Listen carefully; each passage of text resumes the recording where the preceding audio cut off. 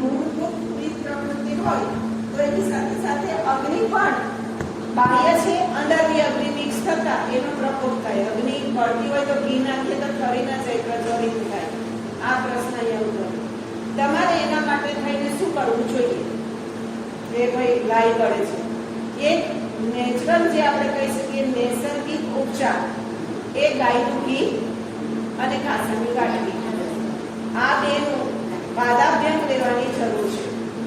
ધારો કે આપણને એ લેવાની અંદર ઘસીને આપણને ટાઈમ નથી મળતો તો કોઈ પણ નેચરોપેથિક સેન્ટરની અંદર પાદાભ્યંગના સિટિંગો 7 દિવસના લઈ લો તો એ લોકોની કાસ્ય થાળી મસાજ આવે છે. એ 7 દિવસની કાસ્ય થાળી મસાજની અંદર 1 કલાક 15 મિનિટ એ લોકો આપે. બે પગ આપણે આમ રાખી ચેર ઉપર બેસી જવાનું. કાસાની થાળી હોય છે એ ગોળ ફરે છે, એને એ વખતે કહેવાનું કે હું ઘીનો લઈશ. એ લોકો તેલનો પણ આપતા હોય છે. ત્યારે આપણે કહેવાનું કે મારે ત્વચા ગરમીને દૂર કરવા માટે જરૂર છે, એટલે એમાં 2 ચમચી ઘી જોઈએ આપણે એ નાખીએ એટલે એની મેળાએ કાઢવી પડશે અને આપણા શરીરમાં રહેલી ગરમીને ડિટોક્સને પૂરી રીતે કરી નાખશે. અંદર રહેલા વિસ્તૃતિને કાઢશે. કાસાની થાળી ઘસવાથી આખું પગ કાળા કાળા કાળા કાળા થઈ જશે. ગમે તે નેચરોપેથી સેન્ટરોમાં હોય છે. ધારો કે દૂર પડતું હોય, ના જઈ શકીએ આપણે, તો બેસ્ટ ઘરની અંદર રહેલી કાસાની વાટકી લેવાની અને એ કાસાની વાટકીને બરોબર રીતે વારા પરથી બંને પગની અંદર હાથેથી મસાજ કરવાનું. ઘી ગાયનું ઘી, બરોબર. અને આ એક વાત બીજી વસ્તુ, પિત્ત થાય એની પ્રકૃતિના કોઈ ખોરાક નહીં ખાવાના. એની અંદર કઈ કઈ વસ્તુ આવે? પહેલી વાતે કે રીંગણા, ચોકડી નહીં ખાવાના. બીજી વસ્તુ મેથી દાણા, મેથીની બનાવટ નહીં ખાવાના. ત્રીજી વસ્તુ હળદર વધારે પ્રમાણમાં અંદર જતી હોય તો એનો અત્યારે વિરોધ કરવાનો, નહીં ખાવાના.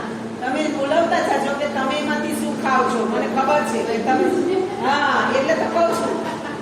માતાજીએ કીધું છે કે આપણે એમાંથી વિવેક કરવાનું છે કે આપણા શરીરના રસાયણ સાથે બાહ્ય રસાયણને કેટલું ખૂટે છે ને કયું ઉમેરવાનું છે. તો અહીંયા જો એ વધારે થાય તો ફરી મેં કીધું એમ અગ્નિમાં અગ્નિ બળે અને એને કારણે વધારે અગ્નિ પ્રજ્વલિત થાય. એના થકી બીજા શું શું સિમ્પટમ્સ જોવા મળે? શરીરની અંદર સૂકાપણું મળે.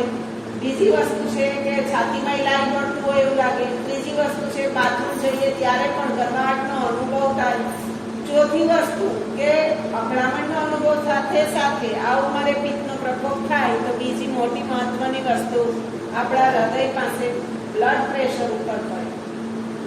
એટલે આ બધાની ઇફેક્ટ ના કરવી હોય તો આપણી પિત્ત પ્રકૃતિને ઠંડી કરવા માટે હવે શું ખાવું જોઈએ? તો કે તો પછી આપણે એની અંદર ઠંડા પ્રકૃતિમાં રહેલા અનાજ, ફળ, ફૂલ કોઈ પણ વસ્તુને દાખલ કરવું જોઈએ. એટલે એની અંદર શું આવે તો કે જીરું ઠંડુ છે, દૂધી ઠંડી છે, તરબૂચ ઠંડુ છે, ગોળું ઠંડુ છે. આ બધા વસ્તુઓ જે છે એને સામેલ કરવા જોઈએ.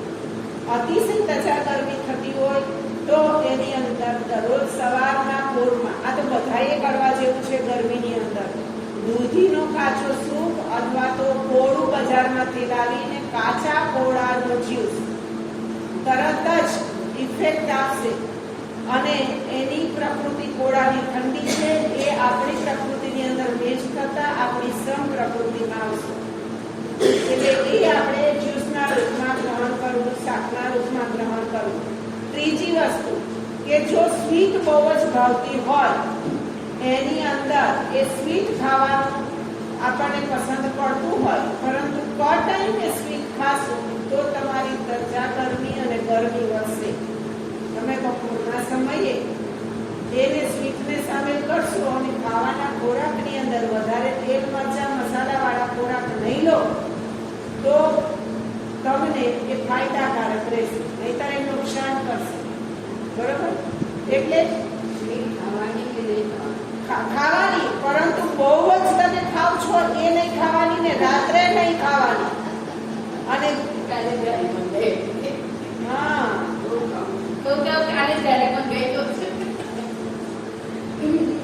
પ્રકૃતિ બોલે ને મેં ક્યાં તમારી નાડી જોઈ છતાંય કહું છું ને એટલે એ તમારે નહીં ખાવાનું. તમારા માટે સ્વીટ ફાયદાકારક છે, ઘી ફાયદાકારક છે, પણ એ ક્યારે તમે લો તો ફાયદો કરે એ મહત્વનું છે. મને પ્રણામ.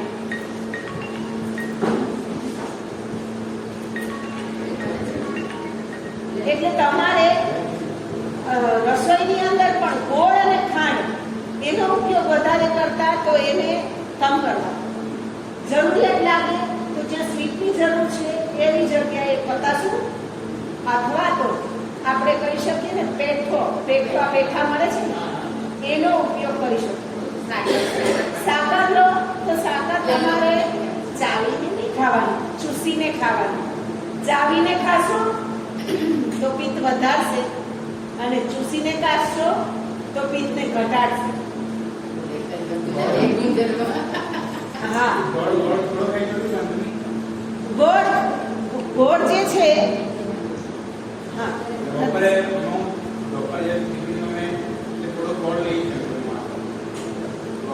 ગોળ લઈને ખાય છે.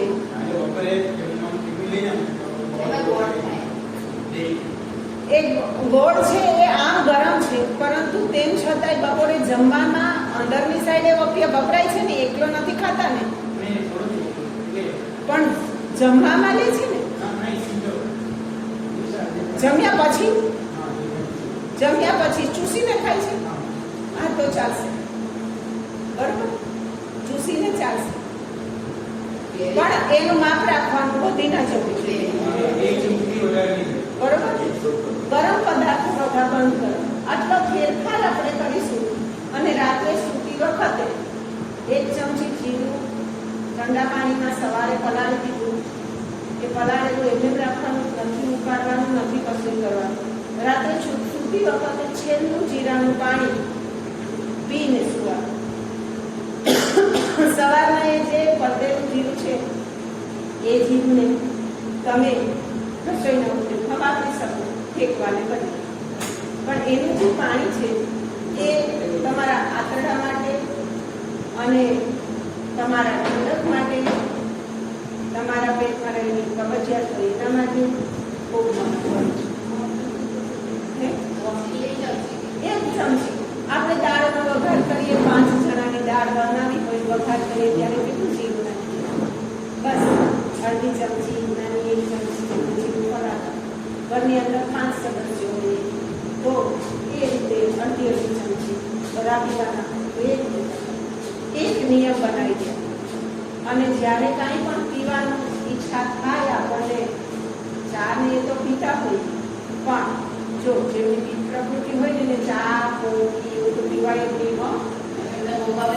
ચા તો બંધ કરવી પડે, ચા બંધ કરવી પડે, પિત્તને ઘટાડી લીધું. નહીં તો પછી હું તો દરરોજ અડધી કલાક સુધી મેં કીધું તું ઘસું છું, પણ ફેર નથી પડતો.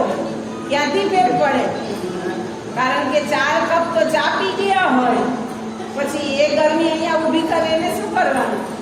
કીધું એટલું કરીને પછી તમે ટ્રાય કરશો તો તમને ત્રીજે દાડે તમને ખ્યાલ આવી જશે કે આ તો ઠંડક લાગવા મળી. તો આ વસ્તુ છે કે રીંગણા અને ગરમ પદાર્થ હોય જે પ્રકૃતિમાં ગરમ હોવું જોઈએ. ચાની જગ્યાએ શું લઈ શકાય એ બહુ સારી વાત છે. ચાની 5 વખત મેં કીધું 5 વખત 4 કપ ને બદલે 1 કપ વધ્યો તો એ બંધ કરો. ચા ઓલરેડી ખરાબ છે.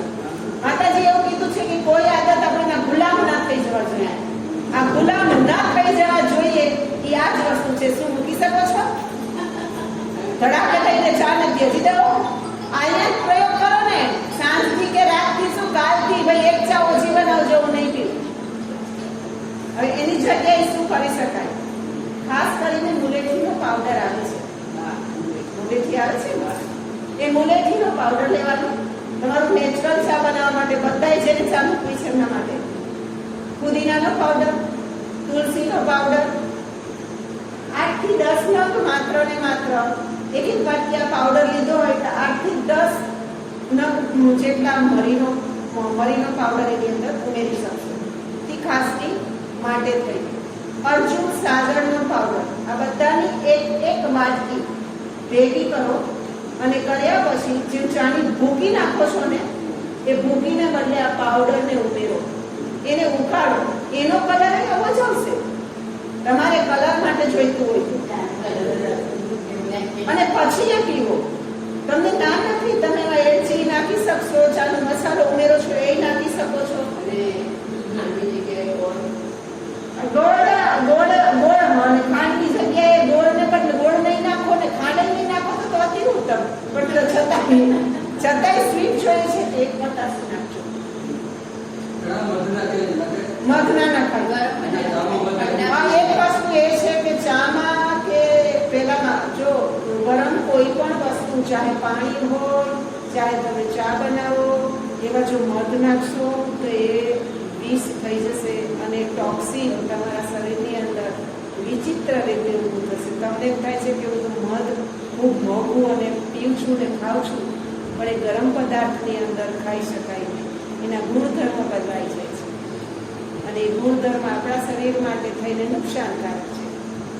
અજાણતા પીએ છીએ કારણ કે આપણને ખ્યાલ નથી. ઠંડા પાણીમાં મધ ચાલે, ઠંડા દૂધની અંદર પણ ચાલે, કારણ કે પંચામૃતનો એક અમૃત છે. પરંતુ એ અમૃતને કોની સાથે ભેળવશો તો એ અમૃત એનું અમૃત લાગશે અને તેની સાથે ભેળવશો તો એ વિષ થઈ જશે. એવું પ્રમાણ આપણને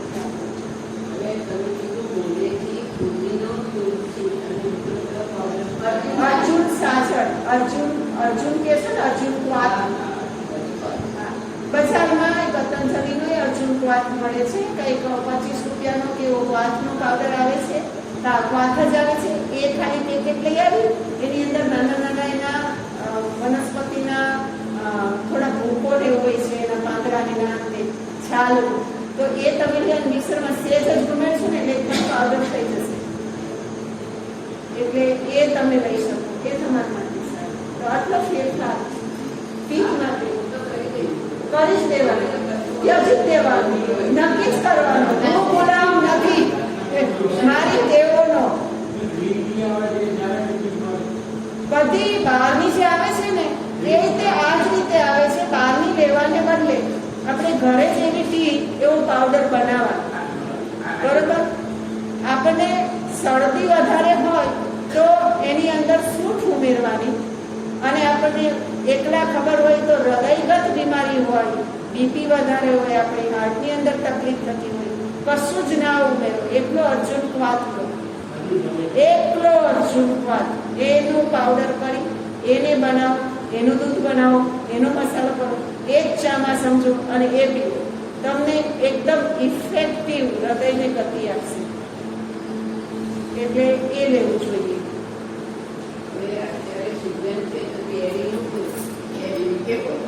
વધારે કેરી બપોરના સમયે કે ભૂખ લાગી, રાતના સમયે કે 4 વાગ્યા પછી ખાઈએ તો એ ન ખવાય પિત્તવાળા.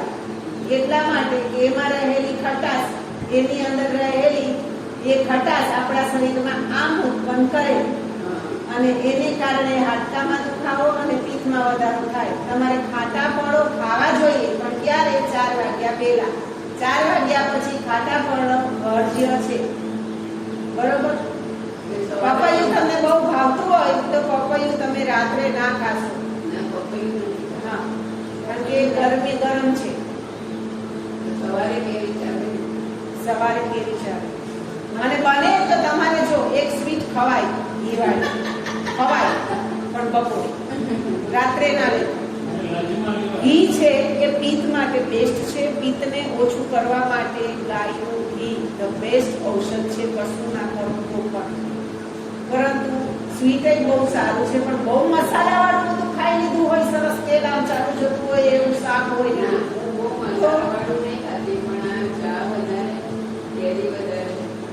એટલે એ ઓછું કરો. અતિ કઈ સારું નથી. પ્રમાણની અંદર એ તમને એમની પ્રકૃતિ અંદરની તરફ જતા પૂર્ણપણે તમારી પ્રકૃતિમાં મેચ થતા રક્ત પરિશુદ્ધ બનાવશે. પણ વધારે પ્રમાણમાં ખાતા આપણા અંદરની પ્રકૃતિને દોષ શોષિત કરશે. એટલા માટે એ વસ્તુનું ધ્યાન રાખવું. અને સ્વીટ ક્યારે બપોરે મને સાયન્ટિફિક તમારું સાયટિકાનો પ્રશ્ન છેલ્લે લઈ દઈશ, કારણ કે હું તમને સુવડાવીને સ્ટ્રેચિંગ અને એ કરી દઈશ. ના, સમાધિ અહીંયા જ કરીને આપણે જઈશું. ત્યાં તો આપણે યોગ નિદ્રામાં જ રહીશું.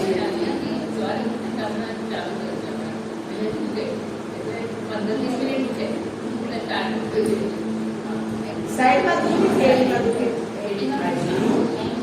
એન્કલમાં દુખે. એ તમને કેમ દુખે છે ખબર છે?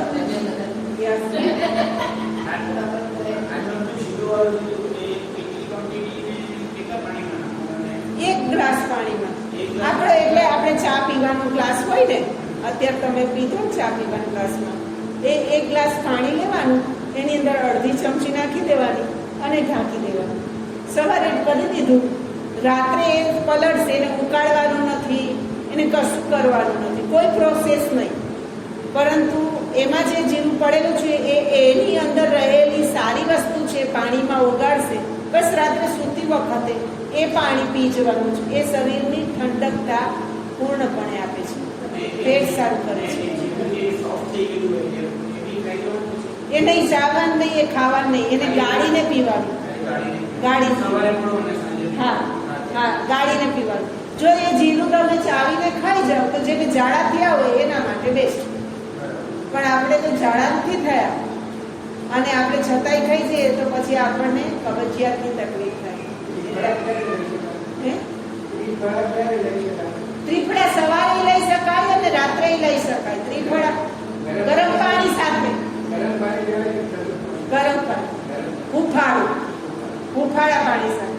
ત્રિફળા એ રસાયણ છે, એ ચૂર્ણ નથી, એ કોઈ રેચક દવા નથી, પોષક તત્વ છે. 3 વસ્તુ એની અંદર આવે અને ત્રણેય જે એની અંદર ઔષધિ છે એ શરીર માટે થઈને રસાયણ પૂરી રીતે આપણા શરીરને પુષ્ટ બનાવે છે. એટલા માટે થઈને ત્રિફળા તો કાયમ ખાઈ શકાય. નેત્ર માટે પણ સારું, નેત્ર જ્યોતિ વધે છે, એનાથી પૂર્ણપણે ઠંડક મળે છે, પોષક તત્વ છે. હળદરવાળું પાણી આપણી પ્રકૃતિ જાણીને પીવાય. જો આપણી પ્રકૃતિ પિત્તની હોય, આ બેનની છે, મને હળદરનું પાણી સવારે પીએ ને સાંજે સૂતી વખતે હળદરવાળું દૂધ પીવે, બપોરે રસોઈની અંદર થોડી હળદર વધારે રસોઈની અંદર નાખી તો એમને એ નડે, એ દવા ન થાય, એને બરોબરની એ તકલીફ કરે એવું ઉત્પન્ન થઈ જાય. તો એ રીતે આપણી પ્રકૃતિ જોઈને પીવા. કફ શરદી ઉધરસ થઈ હોય આપણને તો 2 ટાઈમ લઈ શકાય કે શરદી કફ ઉધરસ થઈ છે અને એ આપણને પૂર્ણપણે વાતાવરણની કે પછી આપણી પ્રકૃતિની અંદર ઠંડકતા આવી ગઈ છે એના લીધે છે, તો થોડું ગરમ પાણીની અંદર થોડી હળદર નાખવાની, એની અંદર સેજ નમક નાખવાનું અને એની સાથે 2 ટીપા ગાયનું ઘી નાખવાનું અને પછી એને ગરમ ગરમ ચા પીતા હોય એ રીતે એને પીવાનું.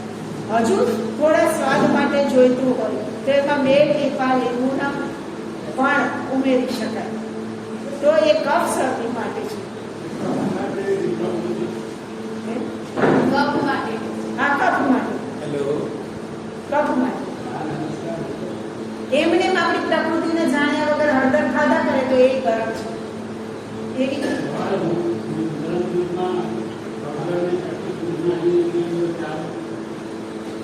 તમારે કોઈ બ્લડ પ્રેશર કે એવું કઈ છે હતું કે હજી છે તો તમારે સવારે એ ના કરવું જોઈએ. તો તમારે એ લેવાની ઈચ્છા થતી હોય તો રાત્રે સૂતા પહેલા અડધો કલાક પહેલા તમે એને લઈ શકો. પલાળેલી ડાયાબિટીસ છે તમને અને સવારે શું કરો છો? ચાવી જાવ છો મેથી? હા, તો વાંધો નહીં, લો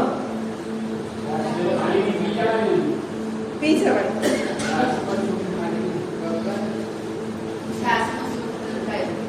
છાસની અંદર સૂંઠની કોઈ આવશ્યકતા નથી. વધારે પડતો સૂંઠનો ઉપયોગ કરવાથી પણ અંદરની તરફ તકલીફો થઈ શકે છે, કારણ કે સૂંઠની પ્રકૃતિ ગરમ છે. એટલા માટે શિયાળામાં સારું. ઉનાળાની અંદર તમે વધારે પડતા ગરમ પદાર્થો ટાળવા બને ત્યાં સુધી. આવશ્યકતા હોય તો જ લેવાની. અને કોઈ વસ્તુ ક્યારે કંઈ કીધી હોય તો એના પ્રમાણમાં આપણે ધ્યાન રાખવાનું કે ભાઈ આપણી પ્રકૃતિને બરોબર છે. એક દિવસ ખાધી, બીજા દિવસે ફરિયાદ આવી તો તરત જ સમજવાનું કે આજે આ ખાધા પછીની ફરિયાદ છે, આને બંધ કરી. છાશમાં જીરું ન ખાય. છાશની અંદર તમારે જરૂર હોય તો ફુદીનાનો પાવડર કે ફુદીના તાજો ફુદીનો એ ન ખાય. એ બધું નાખી શકાય. છાશની અંદર સૂંઠ ને બધું નાખવાની આવશ્યકતા નહીં, ના થાય. પરંતુ તમને પેટની અંદર ધારો કે છાશ ખાવાથી શરદી થતી હોય, તમને દુખાવા થતા હોય અને છતાં તમે છાશને લો અને એની સાથે સાથે જમવાની અંદર કેળા, સિંગદાણા, તલ એનો ઉપયોગ થયેલો હોય તો તમને પૂર્ણપણે તલ છે, સિંગદાણા છે કે કેળા છે એની પ્રકૃતિ બદલતા તમને વાયુ ઉત્પન્ન કરાવશે અને પછી કફ પણ થશે. સિંગદાણાથી વાયુ થાય, ગેસ થાય. કેળાથી કફ થાય, પણ કેળાની અંદર એવું છે કે રાત્રે તમે ખાશો તો કફ ઉત્પન્ન થશે અને દિવસની અંદર તમે 4 વાગ્યા પહેલા એવું ખાઈ લેશો તો તમને શરદી થઈ હશે તો એ કફ ઉત્પન્ન નહીં થાય, કારણ કે આપણે કોની જેરીમાં તો 2 ટાઈમ કેળા આપે છે, રાત્રે નથી આપતા, સાંજે નથી આપતા. એનું કારણ જ છે કારણ કે ત્યાંનું વાતાવરણ દરિયાઈ છે, ભેજવાળું છે અને ભેજવાળા વાતાવરણની અંદર જો આપણે લઈએ ઘણા લોકો ટેવાયેલા ના હોય, ત્યાં જાય છે પછી શરદી થઈ જાય છે. એનું કારણ છે કે તમારી પ્રકૃતિ સાથે કેવું બેસી નથી આવતું અને જો આવી જાય તો તમારે સમજવાનું કે આપણને પ્રકૃતિને માફક એવું વાતાવરણ છે. દહીં તો ખવાય, દહીં અને ગોળનો પાવડર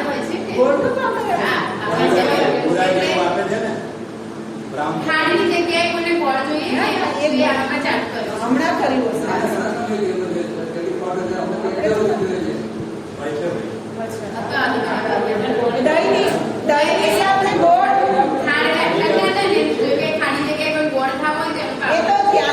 પોતાની જ પ્રોડક્ટ બનેલી હોય છે, પૂર્ણ ઓર્ગેનિક હોય છે, એટલે એની અંદર ત્યાં લીધેલું છે ખાઈ શકવું. પરંતુ આપણે ઘરે ખાવાનું થાય ત્યારે આપણે પૂર્ણપણે ઓર્ગેનિક ગોળ લાવીએ છીએ તો જ દહીંની અંદર મિક્સ કરવું, નહીં તો નહીં કરવું. એને બદલે મધ નાખે એ અમૃત થશે.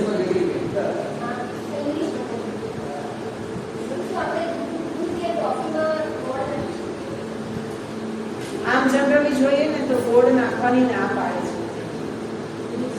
દૂધની સાથે, એટલા માટે ના પાડે છે. પછી એ છે શું કરે, ખાવા તો ખાઈ લઈએ, 2-4 વખત ખાઈએ પછી ટેવ પડી જાય, પછી સ્કિનની અંદર તકલીફો આવશે, સ્કિન પ્રોબ્લેમ આવશે.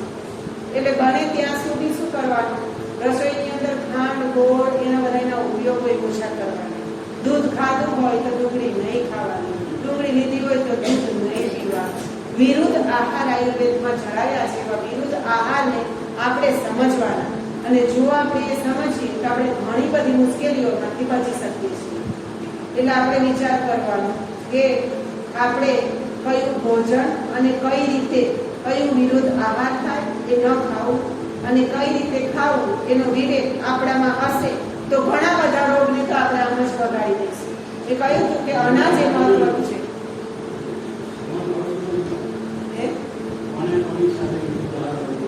જુઓ, જ્યારે દૂધ ખાધું હોય ને બરોબર, ત્યારે ડુંગળી નહીં લેવાની. હા, 2 માંથી એકને પસંદ કરો, બરોબર. બીજું, રસોઈની અંદર દરેક બાબતની અંદર આપણે ગળ પણ અહીં નાખીએ અને અંદર ખટાશ ને અહીં નાખીએ તો એની અંદર આપણે એ વિવેક હોવો જોઈએ કે ભાઈ આની અંદર ગળ કશું નાખવાનું નથી. રસોઈની અંદર ગળપણને પૂરી રીતે બાદ કરો.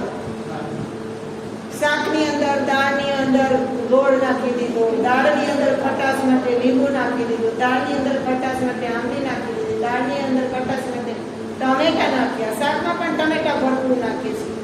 હકીકતે કાચા ટમેટા, ખજૂર બહુ સારું. હું તો એવું કહું કે તમે જ્યાં જ્યાં ગોળનો ઉપયોગ કરો છો ત્યાં ઘરની અંદર ખજૂરની ચટણી બનાવી પલાળી ફ્રીજમાં રાખો અને જરૂરિયાત લાગે દૂધની અંદર 2 ચમચી નાખો, હલાવો. ચા બનાવી દીધી, ગાળી દીધી, 1 ચમચી નાખો, હલાવો, પી જાઓ. નેચરલ, મધઈ નહીં. બેસ્ટ ઓપ્શન છે ખજૂર. અને એવું ન માનવું કે દરરોજ ખજૂર ખાઈએ તો ગરમી લાગશે. ના, તો એ ના એટલા રહેશા છો ના, એ પ્રમાણે આપણે ખાઈશું ને. અને તો એ આપણે કેટલા પ્રમાણે કડાક્ષના રૂપમાં લીધું તો એ તમારા પેટની અંદર રહેલી જૂની કબજિયાતને પણ કાઢશે. બ્લડ તમારું ટકાવારી ઓછી હશે તો એ પણ વધારશે. અને તમારી અંદર એક શક્તિ અને સ્ફૂર્તિ લાગશે. જ્યારે તમે ખાંડ ખાશો ત્યારે તમને સ્વાદમાં સારું લાગશે, પણ એ ખાંડ અંદર ગયા પછી તમારા હાડકાઓમાં બનતા કેલ્શિયમને રોકશે, તમારા બોન નબળા બનાવશે, તમને હાડકાઓની અંદર વાયુને પેસાડશે. આ ઉંમર છે વાયુની, અને એની જગ્યાએ જુદા જુદા રોગ થશે. હાડકાઓ દુખે, અનેક પ્રકારની બીજી બીમારીઓ થાય. એને ગળપણને બને ત્યાં સુધી જો આપણે આપણા જીવનમાંથી હવે ત્યજી દઈએ તો પછી આપણા હાડકાઓ મજબૂત રહેશે, આપણા સ્નાયુઓ મજબૂત રહેશે. કેટલા બધા રોગને આપણે બગાડી શકીશું. એવું જરૂરી નથી કે ગળપણને સાવ ત્યજી દો. જરૂરિયાત લાગે તો કોઈક વખત બપોરના અઠવાડિયે 1 વખત સરસ મજાનું ભાવતું સ્વીટ બદલો ખોરાક. દરરોજને દરરોજ ઘઉંની રોટલીઓ ખાવાને બદલે તમે જવને સ્થાન આપો, મોટા અનાજને સ્થાન આપો, જુવાર બાજરીને સ્થાન આપો. અને આ રીતે જે મલ્ટીગ્રેન લોટ છે એને સામેલ કરો, એની રોટલી બનાવો અને એ લેવાની આપણે કોશિશ કરીએ. જીવનના ક્રમને બદલીએ તો પછી આપણા શરીરની અંદર નવું આવશે. એના કારણે આપણું અંદરનું શરીર પણ એ બાબતે કહેવાશે અને એમાંથી મળતા પોષક તત્વો આપણને મળશે. ખોટી વિટામિનની ગોળી, ખોટી કેલ્શિયમની ગોળી લેવી, B12 ખૂટી ગયું છે, યાદ શક્તિ ઘટી ગઈ છે. તો આ બધાના માટે આપણે આપણા ખોરાકની અંદર એવું લઈએ કે જેને કારણે આપણા શરીરની આવી ફરિયાદોને આપણે દૂર કરીશું. બરોબર? અને આપણા શરીરના બંધારણમાં વાતચીતને કહો. તો એમાંથી આપણે પ્રકૃતિને રૂપાંતર કરી શકીએ. હા, તરત જ 15 જ દિવસમાં. હા, તો મને ખાસ પ્રકૃતિ છે તેનો ફેરફાર કરવો હોય તો શું થાય? તમારે કફ પ્રકૃતિ છે તો તમારે પ્રાણને સાધવો પડે યોગ આસનની સાથે. અને ખોરાકની અંદર કફ પ્રકૃતિના દરેક જે કાંઈ કફ ઉત્પન્ન કરે છે એને ત્યજવું પડે. એટલે આરામથી તમારી પ્રકૃતિને તમે બદલી શકો. અને એટલું રૂપાંતર કરી કોઈ ચીજ તો ભારી બનાવી જાય ના થઈ છે. કેમ? આપણને નથી ખબર. આપણે જેના ડોક્ટર બનવાના છીએ. કે ત્રણ પ્રકૃતિ તો કુદરતી છે. આ કુદરતી છે. કાં તો તમારી કફ પ્રકૃતિ હોય, કાં તો પિત્ત હોય, કાં તો વાત હોય.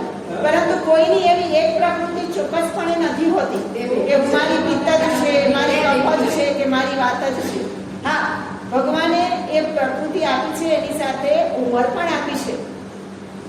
જ્યારે નાનાથી પૂરેપૂરા કિશોર વર્ષના થઈશું ત્યાં સુધી કફ પ્રકૃતિમાં જ દરેક બાળક હશે. પછી કિશોરથી યુવાન થઈશું અને યુવાનથી થોડા પ્રૌઢ થઈશું ત્યાં સુધી પિત્ત પ્રકૃતિ રહેશે અને એ પછી જિંદગીભર વાયુ રહેશે. બરોબર? હવે આ તો નથી, આ તો સામાન્ય જે બતાવી છે આપણા આયુર્વેદમાં એ. પરંતુ વચ્ચેના તબક્કાની અંદર આપણું શું થાય છે તો કે બંને પ્રકૃતિ ભેગી થઈ જાય છે. ઘણીની તો 3 પ્રકૃતિઓ ભેગી થાય છે. નથી કોઈનું બેલેન્સ અને એને કહેવાય ત્રિદોષ. બરોબર?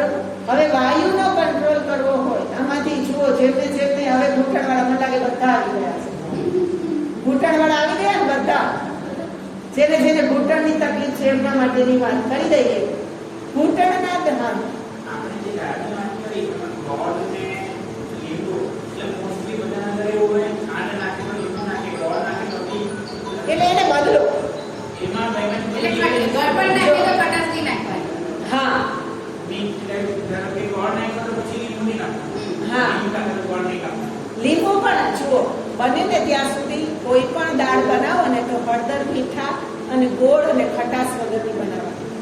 જ્યારે આપણે લીંબુ પણ નીચવી દઈએ છીએ ને ભલે ગોળ નથી નાખતા, બરોબર, ત્યારે એ લીંબુનો હકીકતે જે ગુણધર્મ હોય છે ને એ ઉકળતી દાળમાં નીચોવ્યા પછી એ રહેતું નથી. એટલે બને ત્યાં સુધી ગોળ ધારો કે તમારે નાખવો છે તો તમે નાખો, લીંબુનો ઉપયોગ ત્યાં ન કરશો. અને લીંબુ નાખવો છે તો હળદર મીઠાવાળી કરી અને દાળ પીરસાય પછી અડધું લીંબુ ઉપરથી નીચું મોંડીચેરી કેમ કેમ આ પાછળથી આપી છે? કારણ કે તો એનું મૂળભૂત સત્વ છે એ તમારા પેટમાં. તમે જેવું ઉગાડવા મૂકી દઈશો ને એટલે લીંબુનો ગુણધર્મ જતો રહેશે, સ્વાદ માત્ર રહેશે. સ્વાદ માત્ર રહેશે. એવું નહીં કરો.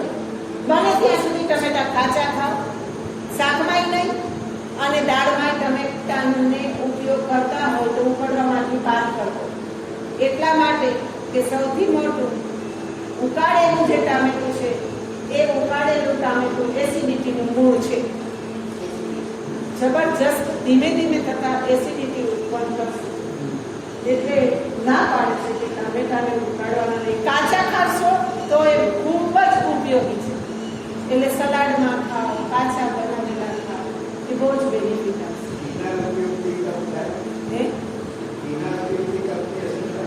ઘીના ઉપયોગથી કફની અસર થાય અને ઘીના ઉપયોગથી અંદર શરીરમાં રહેલો કફને બહાર પણ કાઢી શકાય.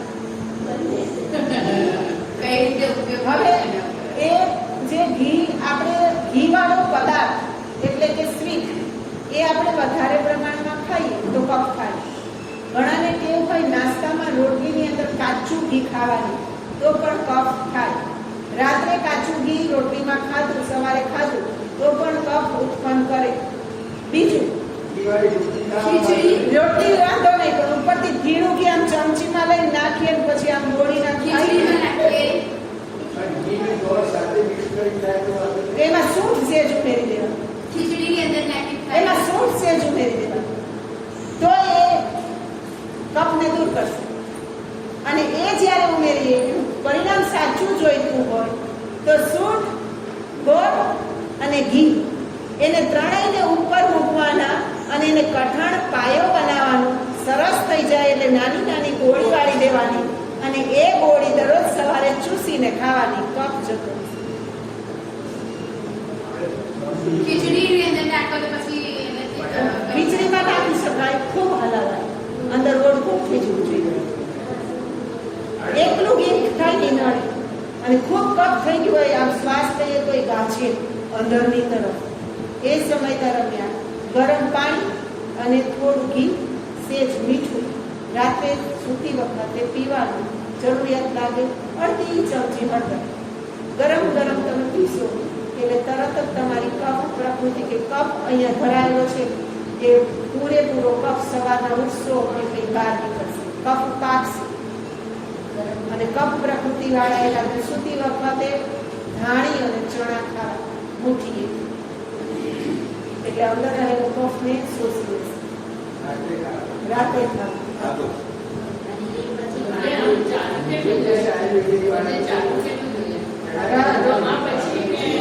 જમ્યા પછી નહીં, સવારે. કોઈ પણને વજન ઉતારવું છે તો વજન ઉતારવા માટે કે આપણા દૈનિક જીવનમાં વ્યાયામને ચાલવાના રૂપમાં સામેલ કર્યો હોય તો એ માટે દરરોજ સવારના બ્રશ કરી લીધું એના પછી સવારે ચાલવું જોઈએ.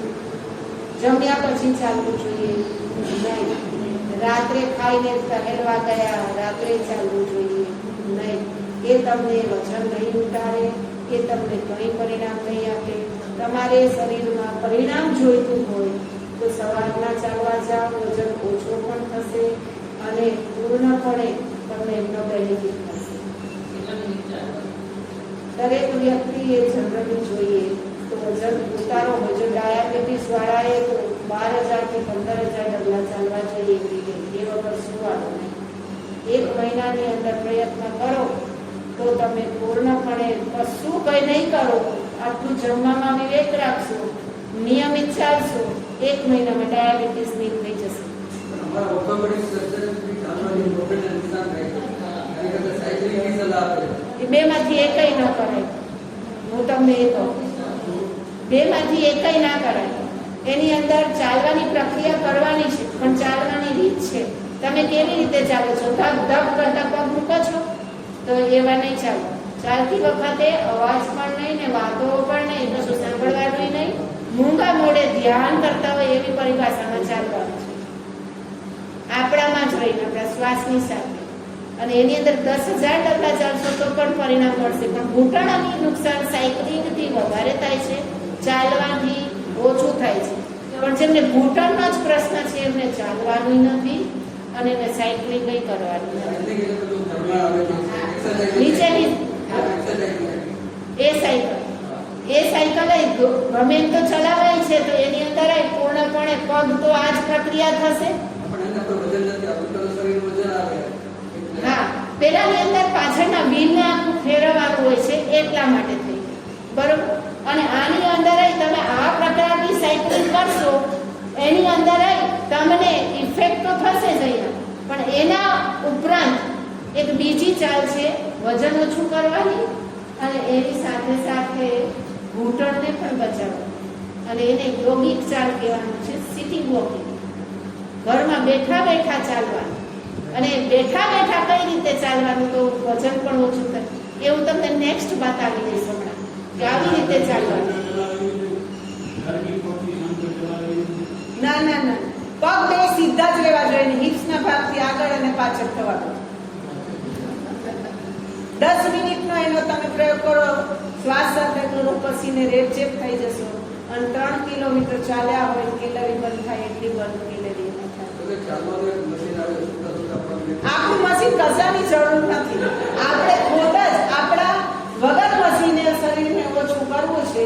આપણે કોઈ પ્રકારના ઉપકરણોમાં પૈસા નથી નાખવા, બસ આપણા રીધમને બદલવું છે. એ હમણાં છેલ્લે તમને સિટિંગ વોકિંગ બતાવી દઈશ કે આવી રીતે ચાલવાનું. ઘરની અંદર ક્યાંય જવાનું નહીં, ઘરમાં બસ આટલી જ જગ્યા હશે એટલે તમે આરામથી કરી શકશો. એટલે એ બતાવું હમણાં છેલ્લે. હવે આપણે લઈ લઈએ ઘૂંટણવાળાનો જ પ્રશ્ન હતો. વાયુને જ્યારે જો શરીરની અંદર મોટી ઉંમર થાય, વાયુ ઉત્પન્ન થાય છે, એ વાયુ ઉત્પન્ન ક્યારે થયો તે કેવું થયું? એક તો આપણે વાયુવાળા ખોરાક ખાઈએ, વટાણા સરસ આવે છે ખાઈ, તુવેર મજાની લીલી આવે છે ખાઈ લઈએ. આજે જુઓ વટાણા વગર સિઝનના એ હતા, એની સાથે મજાનું ફ્લાવર એ હતું. હવે આપણી અત્યારે એ ફ્લાવર વટાણા ખાવાની ઋતુ નથી, પણ આપણે તો ખાધું ના ખાધું બરોબર. પણ હકીકતે જે સમયે જે ફળ ફૂલ શાકભાજી પાકે છે એ સમયે આપણે એને ગ્રહણ કરીએ તેના ગુણધર્મો ના બદલાય. અત્યારે જે ખાઈએ એની અંદર એના ગુણધર્મો બદલાઈ જાય અને એ વાયુ કરે. એટલે પેલા ખોરાક વાયુવાળા જે છે આપણે સમજી લઈએ છીએ કે વાયુ કાઢે એવા ખોરાક ફ્લાવર, દૂધ, વટાણા, લીલવા, એ ઉપરાંત વાલોળ પાપડી, વાલ, બને ત્યાં સુધી અમુક પ્રકારના કઠોળ જે આપણને વાયુ ઉત્પન્ન કરે છે એવા ખોરાકને, એવા ફળને આપણે બંધ કરી દઈએ. બીજી વસ્તુ કે આ ઉપરાંત આપણે શું કરી શકાય વાયુને દૂર કરવા માટે? વાયુને દૂર કરવા માટે થઈને આયુર્વેદની અંદર એક જ ઔષધ આપ્યું છે અને એ છે કેસ્ટર ઓઇલ દિવેલ.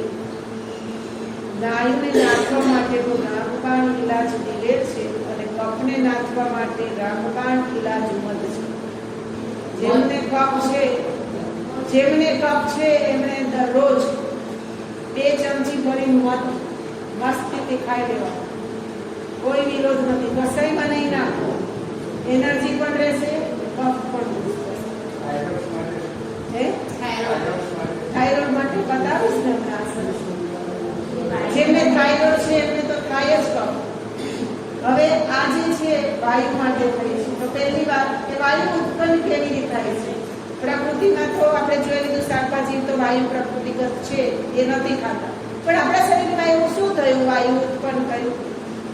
એક વસ્તુ એ છે કે ખાદ્યનું અનાજ જ્યારે શરીરની અંદર ગયા પછી પૂર્ણ રીતે બહારની તરફ એનો નિકાસ નથી થતો, કબજિયાત રહેશે, અથવા તો આપણા શરીરની અંદર કાચો આમ ઉત્પન્ન થયો છે અને એને કારણે જે શરીરની અંદર પડી રહેલો આવો મળ છે, કાચો આમ છે, એ શરીરની અંદર પૂર્ણપણે આથો ઉત્પન્ન કરે છે, કારણ કે એ ત્યાં જ રહે છે, નીકળી નથી શકતું. પહેલી વાત, વાયુવાળા દર્દીએ પેટ સાફ કરવું જોઈએ. પેટ સાફ તમારું વ્યવસ્થિત રીતે થશે, પેટ વ્યવસ્થિત રીતે આવી જશે તો તમારા વાયુના રોગને દૂર કરી શકાય. પણ હવે એના માટે શું કરી શકાય? પહેલી વાત, કોઈ પણ ભાજીના જ્યુસ જે સવારના પોરની અંદર નરણા પોરને સામેલ કરો. એમાં શરૂઆતની અંદર તમે લો છો ત્યારે 1 મહિનો તાંદળજાના ભાજીનો રસ. તાંદળજો મૂળભૂત રીતે ઠંડો છે અને બીજી વસ્તુ એ રેચક પણ છે. એ તાંદળજાની ભાજીને દરરોજ 1 ગ્લાસ જેટલો સવારે નરણા પોરને જ્યુસ કાઢો, એને પી લો. બીજું કંઈ કરવા જેવું નથી. પછી દૈનિક જે ક્રમ કરતા હોય કરો. તમને પેટ પણ સાફ આવશે, તમને વાયુ વધારાનું થશે, એ પણ દૂર થઈ જશે. ધારો કે એ આપણે કર્યું, એના પહેલા હજુ વધારે ડોઝની જરૂર છે કે પહેલા હજુ ક્લીન કરી નાખવું છે, તો શું કરવું? 8 દિવસ સુધી સવારે ને સાંજે તમારે હલકો ભોજન, એમાં 3 દિવસના ઉપવાસ, ધ બેસ્ટ એના માટે નમકનું પાણી અને સૂચનો અને કેસર ઓઇલનો ઉકાળો. આ વસ્તુને તમે તમારા જીવનમાં સામેલ કરો. સવારે 15 ml દિવેલની અંદર અડધી ચમચી જેટલો સૂચનો પાવડર ગરમ કરીને નાખ્યા પછી તરત જ અડધો કપ પાણીનો નાખો, એને ઉકળવા દો અને સવારે નરણા પોરથી આ પાણી પી જાઓ. અને રાત્રે સૂતી વખતે પણ આ જ પ્રયોગ કરવાનો. વચ્ચેના સમયની અંદર શું ખાવું? કોઈ પણ લોટ, કોઈ પણ કઠોળ, કોઈ પણ બીજા અનાજ કે શાકભાજી ટોટલી બંધ.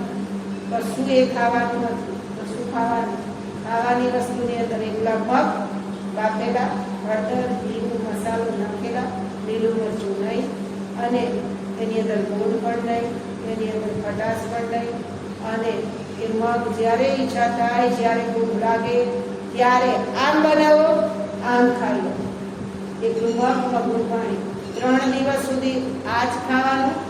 અને એની સાથે 6 ડોઝ તમારા વેજના એ જોઈએ. તમારે ખાસ આ પ્રયોગ કરવાનો છે. તમને ચક્કર આવવાનો પ્રોબ્લેમ છે ને, એટલે પાછળ એમને ખાસ તમારે આ પ્રયોગ કરવાનો છે. ધીરે હા, તમને ગમે તેટલું કરવાનું કીધું હશે, બધું દૂર જતું રહેશે, બધું જતું રહેશે. હા, ગરમ કરવાનું છે અને પછી પીવાનું છે, ઉકાળ બનાવવાનું છે, બરોબર? એટલે આ તમે કરશો, 3 દિવસને મગના પાણી ઉપર રહેશો એટલે પૂરી રીતે તમારા શરીરની અંદર જૂનો કેટલાય પુરાણો મળ હશે એ બધોય બહાર નીકળશે. ગભરાવાની જરૂર નથી. જે ઉપર પીધેલું પાણી કલરના રૂપમાં બહારની તરફ આવે છે, ગભરાવાની જરૂર નથી. જેમ જેમ તમે પેટ સાફ માટે ક્લીન થશે એમ એમ તમને સ્ફૂર્તિનો અનુભવ થશે, તમને થાક નહીં લાગે. હા, ટેવસ દરરોજ ખાવાના ભોજનની આપણે ટેવ હોય કે દરરોજ ભોજન ખાઈએ તો જ આનંદ આવે, એમ યાદ આવશે. તમને મનની અંદર એવું થશે કે રોટલી ખાઈ લો, દાળ ખાઈ લો, શાક ખાઈ લો, ઈચ્છાઓ થશે. પણ આપણી ઈચ્છાઓને એને બરોબર રીતે કંટ્રોલ કરવાની છે. આ તો ઇન્દ્રિય સંયમ માતાજીએ કીધું છે, એ જ વસ્તુને કીધી. એને યાદ કરવાનું, સંકલ્પ દ્રઢ રાખવાનો, જરા કંઈ નહીં ખાવાનું. જો રોગને કાઢવાનો જ છે, મનની અંદર સંકલ્પ જ છે, નહીં એટલે નહીં, મારા માટે જે છે. 3 દિવસ સુધી તમે આવો, વચ્ચે તમને એમ લાગે કે મને તો બહુ ભૂખ લાગી યાર, આ પગને ખાઈને થશે મન ઉપર, અને આ 3 દિવસોની અંદર તમને તમારા મન સાથે વાતો કરવાની એક મોકો મળશે. અને એ સમયે તમે નિરીક્ષણ કરશો તો તમારું મન તમારી સાથે એટલું બધું બોલતું હશે કે તમે એને સામે જવાબ આપશો, નહીં હું નહીં કરું, અને એ મથામણ તમારી જશે, નહીં કોઈ નહીં. અને એ સમયે તમને ખ્યાલ આવશે કે ના, આપણે આવું નથી કરવાનું. તમે તમારા મનને જોઈ શકશો, ઈચ્છાઓ બહુ જ આવી જશે. તો આ 3 દિવસ આપણને જે કર્યા પછી વચ્ચે એમ લાગે કે કંઈક ખાવું છે તો શું કરવાનું? મખાના, પછી એની સાથે ચણા સૂકા, આપણા જે ચણા સિંગ ચણા કહીએ છીએ દાળિયા. રામદેવજીના નહીં, બધા આપણા લોકલ નહીં આવે છે, મસાલાવાળા નહીં, હિંગ વાળા નહીં, સાદા હળદર મીઠા વાળા નહીં, એમાં મીઠું ના હોય એવા મોળાય આવે છે. તો એ તમને એમ લાગે તો આપણે એક મુઠ્ઠી આમ કરીને, આમ નાની, બહુ મૂઠો નહીં ભરવાનો, નાની મુઠ્ઠી ભરીને જેટલા આવ્યા મુઠ્ઠી બંધ કરીને જેટલા આવ્યા એ જ તમારા. મુઠ્ઠી બંધ કરવાની શાંતિ. અને કેટલા આવ્યા? તો કે ભાઈ 10-12 જ નગાડે, બસ એ 10-12 ના ખીચામાં રાખવા. અને એ શું કરવાનું? દૂધ નહીં, એસિડિટી થઈ જાય ગોળી થી ને, એટલે તો હું તમને કહું છું ને, એમાં દૂધ વર્જ્ય છે. દૂધ, દહીં એ નહીં ખવાય. ઉકાળો લેવાશે, દૂધ દહીં નહીં ખવાય. પણ એવું નહીં માનવાનું કે હવે એના પછી હવે આ તો એસિડિટી થઈ જશે. ત્યારે તમારે દૂધની જગ્યાએ વરિયાળીનું પાવડરનું ઉકાળેલું પાણી કરવાનું, અને એમાં એક પતાસું નાખવાનું, અને એની સાથે ગોળી લેવાની. તમને એસિડિટી નહીં થાય, બરોબર? એ રીતે ખાવાની. હા, પાવડર બનાવી દેવાનું, બરોબર? અને એ લઈ લેવાનું. જમતા પહેલા ન લેવાય, સૂતી વખત લેવાય. પેટ સાફ કરવું હોય તો દરરોજની ટેવ પાડવાની જરૂર નહીં. ઈસબગુલની ભાજીના રસને સામેલ કરો, જ્યુસને સામેલ કરો, એનાથી ફાયદો થશે. અને તમને જે આ જે દિવેલ એ વાયુને બરોબરનું કરશે, બરોબર? તમને આ વાયુ વાળું મેં જે કહ્યું ને, એનાથી વાયુ સંપૂર્ણ કંટ્રોલમાં આવશે. દિવેલ વાળું એ 3 દિવસ તમે એ પ્રયોગ કર્યા પછી ચોથા દિવસે હલકી મગની દાળની ખીચડી, એના પછીના દિવસે હલકી મગની દાળની ખીચડી એ લો. અને એના પછી દિવેલને 7 દિવસ કરવાનું છે. એ દિવેલ વાળો પ્રયોગ 7 દિવસ પછી બંધ કરો, અને તરત જ પછી તમે જે મેં કહ્યું એ તદ્દનની ભાજીનો જ્યુસ 1 મહિનો સામેલ કરો. બધી પેટ ક્લીન એકદમ. ક્યાંય કોઈ સેન્ટરમાં જવું નહીં પડે. વગર સેન્ટરમાં જઈએ તમારું પેટ સરસ સાફ મજાનું આવી જશે. તમને સ્ફૂર્તિનો અનુભવ થશે. વધારાની જેટલી વાયુ થતું હશે, જેટલા દુખાવા થતા હશે, બધા જતા હશે. તમને ફીલ કરશો, સોજા હશે પગમાં તો તમે થશે મારા પગ બહુ ભારે લાગતા હતા, હલકા થઈ ગયા છે. એટલે જે છે એ ખોરાક છે, ખોરાક તરીકે છે. લાસ્ટ આપણે હવે લઈ લઈએ ઘૂંટણના દુખાવા તરફ, અને પછી પૂરું કરીશું. તમારું આમ આવશે ને?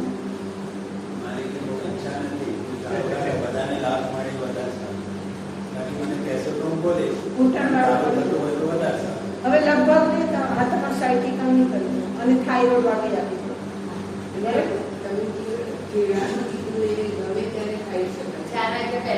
4 વાગ્યા પહેલા એમ જ કેળું ખાવાનું. જેને કફ શરદી વાળા જે છે એમને લોકોને શું કરવાનું?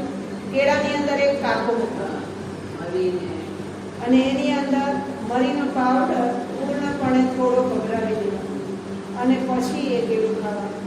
હજી એનાથી વધારે જવું પડે એના પીસ કરી લેવાના, સેજ ટીકું ઘી મૂકવાનું, હલાવી દેવાનું, અને ત્યારબાદ એ કેળું ગ્રહણ કરવાનું. તો એ તમને કફની અંદર વધારે કફ કરતા નહીં મળે. આટલી કાળજી રાખવી. બસ પિત્તની અંદર દૂધ લઈ શકો, પરંતુ જમ્યા પછી તુરંત દૂધ સામે ના કરવું, કારણ કે અંદર ખારો રસ ગયો હશે, મીઠું ગયું હશે. પિત્તવાળા ને લઈ શકાય, હા, પણ અર્જુન વાળું દૂધ, પેલું મુલેઠી વાળું દેજો. ચા તો મૂકી જ દેજો તમે સાવ, હા, અહીં સંકલ્પ કરજો અને પછી જજો. માતાજી પાસે મૂકી દેજો, હવે હું આ ચાની ગુલામ નથી એમ કરીને. હવે આપણે ઘૂંટણ તરફ જઈએ. જે ઘૂંટણના દુખાવા થાય છે એની પાછળનું કારણ, પેલી વાત ઉંમર વધે છે એની સાથે સાથે સાંધાઓ નબળા પડે છે એનું કારણ એ છે કે આપણી અંદર વાયુના પ્રકોપો વધે છે. બીજી વસ્તુ એ છે કે આપણા શરીરની અંદર આપણું કેટલું વજન હોવું જોઈએ અને કેટલું છે. તો જ્યારે વજન શરીરનું વધી જાય છે એ સમય દરમિયાન ઘૂંટણના દર્દો વધારે થાય એનું કારણ એ છે કે આપણા શરીરની અંદર આપણા એક પગ જ બિચારા એવા છે કે આખા પગના પંજા આખા શરીરના વજનને લઈ અને ચાલે છે. એવા સમય દરમિયાન આપણા શરીરની અંદર વજન જ્યારે વધી જાય છે ત્યારે પગ પણ એમ કહે છે કે મારાથી હવે ચીલાતું નથી. ત્યારે એ બીજાને વેચવાની કથા કરે છે કે થોડું વજન તું થોડું ચકને, એટલે એ ભાર આપે છે આપણા ઘૂંટણની ઉપર. એની પાછળનું કારણ શું થાય છે? એની પાછળનું કારણ એ થાય છે કે આપણા શરીરનું આ જે હાડકું છે એ ખૂબ મોટું છે અને એ આખા શરીરમાં મોટામાં મોટું હાડકું છે. આપણા શરીરનું આ મોટું ને મોટું હાડકું અને એની સાથે જોડાયેલા મસલ્સ વજન જ્યારે વધે છે ત્યારે વીક બને છે અને એ વીક બનવાથી પૂર્ણપણે ઘૂંટણ ઉપર જે બર્ડન પડવા માંડે છે અને એને કારણે ઘૂંટણના દુખાવા શરૂ થાય છે.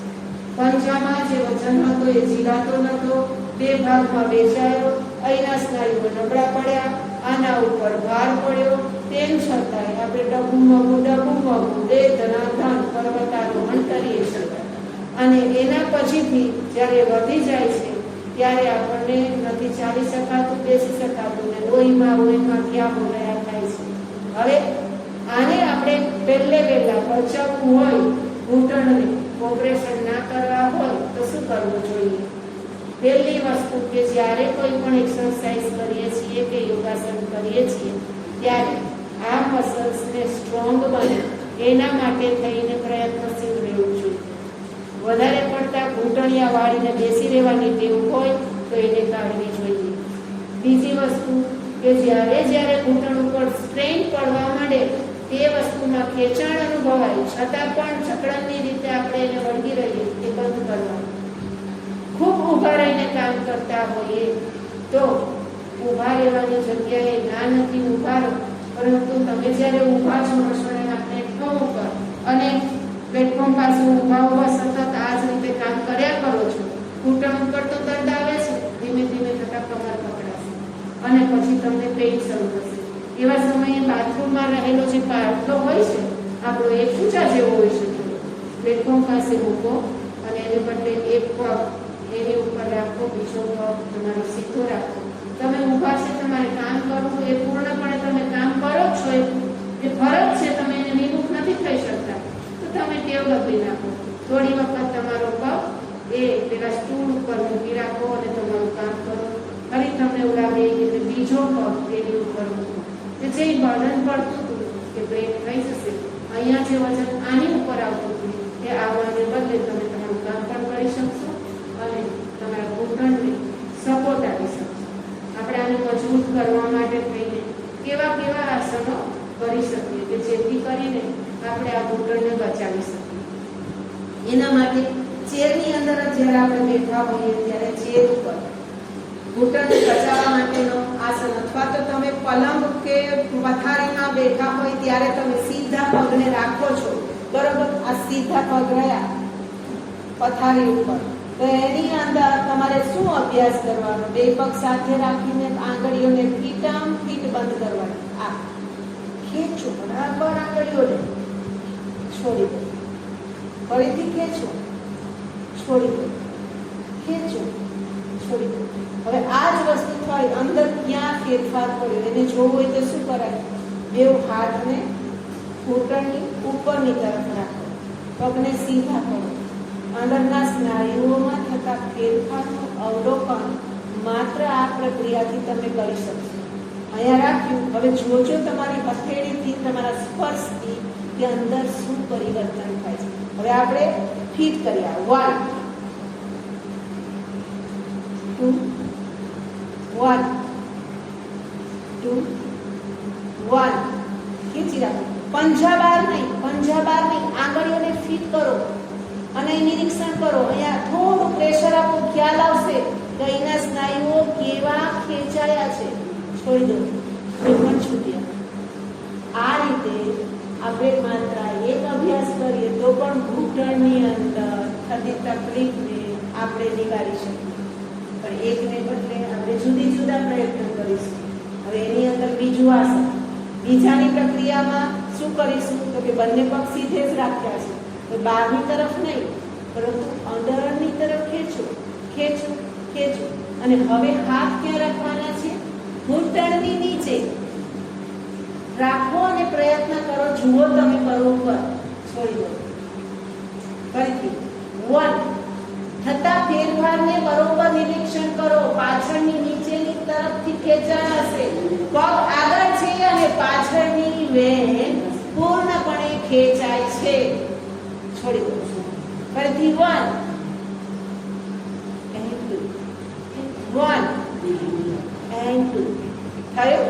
તો આ પ્રયોગ ઘૂંટણ માટે મહત્વનો છે. પહેલી વખત કર્યું ત્યારે ઉપરની સાઈડથી અહીંથી ખેંચાણ આવ્યું. બીજી વખતનામાં ફેરફાર સાથે કર્યું તો નીચેથી આવ્યું. આ સ્નાયુઓને આપણે મજબૂત કરવું છે. હજી એના સિવાય બીજો પણ પ્રયોગ છે. ચેર ઉપર બેઠા છીએ ત્યારે એક પુસ્તક, એક કાગળ કે કંઈક લેવાનું, બે ઘૂંટણને સાથે રાખવાનું, ચોપડાને કે બુકને કે પેપરને વચ્ચેની તરફ મૂકવાનું. આપણે કરોડરજ્જુથી સીધા રહેવાનું, ચેરની પાસે રહેવાનું, બે પગ બે ઘૂંટણ સાથે, અને ત્યારબાદ ચલાવવાનું. 1 and 2 1 and 2 1 and 2. છૂટા પડવા દેવાના નહીં. એ ઉપરાંત બીજી વસ્તુ કે આ જ પ્રક્રિયા જ્યારે કરીએ છીએ આવું નથી ફાવતું ત્યારે શું કરવાનું? ઘરની અંદર દોરી, દુપટ્ટા જે કાંઈ હોય ઘૂંટણના દર્દને મટાડવા માટે 2-3 મિનિટ લઈ લેવાનું, દુપટ્ટો લઈ લેવાનો અને એને બાંધી દેવાનો પગની ઉપર. આપણે છેલ્લી વખતે વિદાય થતી વખતે આપણને બાંધવામાં આવે ને એને બદલે આપણે જીવતા મારે હવે સરસ મજાનું જીવવું છે એટલે હું પહેલેથી જ બંધાઈ જાઉં છું અને હું ખૂબ સારું સ્વસ્થ જીવન જીવીશ એવા સંકલ્પ સાથે પગને સરખા કરવાના છે. અહીંયા આવા બેલ્ટ આવે કે બેલ્ટ સામે કરી શકો, નહીતર પછી તમારી પાસે દુપટ્ટા હોય દુપટ્ટાને તમે લઈ શકો અને બાંધી દેવાના છે પગને.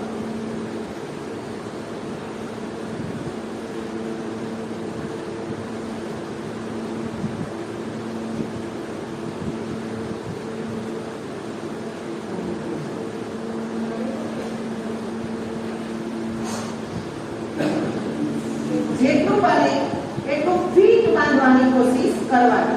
અહીંયા ગેપ ના રહેવો જોઈએ, ઘૂંટણની વચ્ચે ઘૂંટણનો ગેપ નહીં. આ મેં બાંધી દીધા પગ, બાંધી દીધા ફીટ પૂરી રીતે. લાગે કે ના મને હજી ફીટ જોઈએ છે, વધારે ફીટ બાંધી દીધા. એક અહીંયા મેં બાંધી દીધો બેલ્ટ, બીજો બેલ્ટ હું અહીં નીચે પણ બાંધી દઈશ. બરોબર? બે બેલ્ટ રાખવાના, એક નીચે એક ઉપર. બે બેલ્ટને ફીટ બાંધી દો. દોરી તો ઘરમાં હોય જ, બાંધી દીધું. હવે શું કરીશું?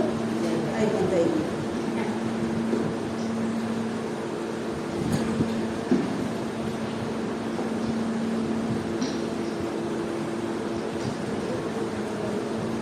હવે આ થઈ ગયું. એના પછીથી પગને ઉપર નીચે કરવાના. 1 2 1 2 1 2 1 2. આમાં શ્વાસને જોડવાનો. Inhale exhale, inhale exhale. હવે તમે એમને કરો છો એ તમે જોઈ, બરાબર? હું તમને એક બે જણને તો આ તમે બાંધીને કરશો એટલે શું ઇફેક્ટ થાય છે એનો ખ્યાલ આવશે. એના ખરેખર ઘૂંટણ દુખે છે એ લોકોને બાંધી દો એટલે એમને ખ્યાલ આવશે કે કેવી તમે પેલા એમને તમે બે પગ ભેગા રાખીને કરો તો 1 અને 2. હવે જોજો આ બેલ્ટ બાંધ્યા પછી તમારા અંદરના સ્નાયુઓ કેવા ખેંચાય છે અને એની ઇફેક્ટ કેવી થાય છે.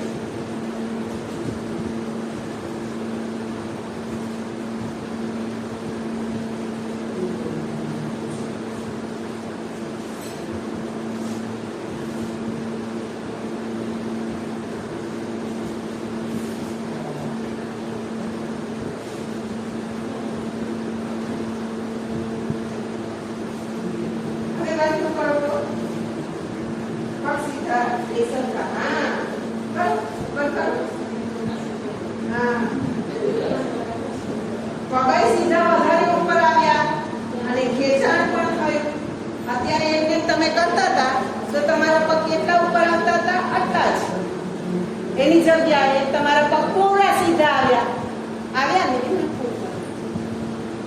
ને કે ના આવ્યા અને તમને એના ખેંચાણની અંદર પણ સપોર્ટ મળે છતાં કરી શકો. તમને દર્દ નથી થતું. જે કાંઈ અંદર ખેંચાણ થાય છે એ ખેંચાણની અંદર તમને એક સારો અનુભવ વર્તાઈ રહ્યો છે કે આવું તો કરવા જેવું છે અને સારું લાગે છે. થાય શું? તો આ ઘૂંટણવાળા માટે ઘરમાં સાધન છે પણ આપણે ખાસ આ વસ્તુને સામેલ કરવા જોઈએ છે. બરોબર? તમારે ખાસ આ નિરાકરણ કરવાનું છે. અને જે રાખવાનું આ ફસી જાય છે ને જો આ ફિક્સ રાખવાનું અહીંયા તો બેઠાય. બરોબર?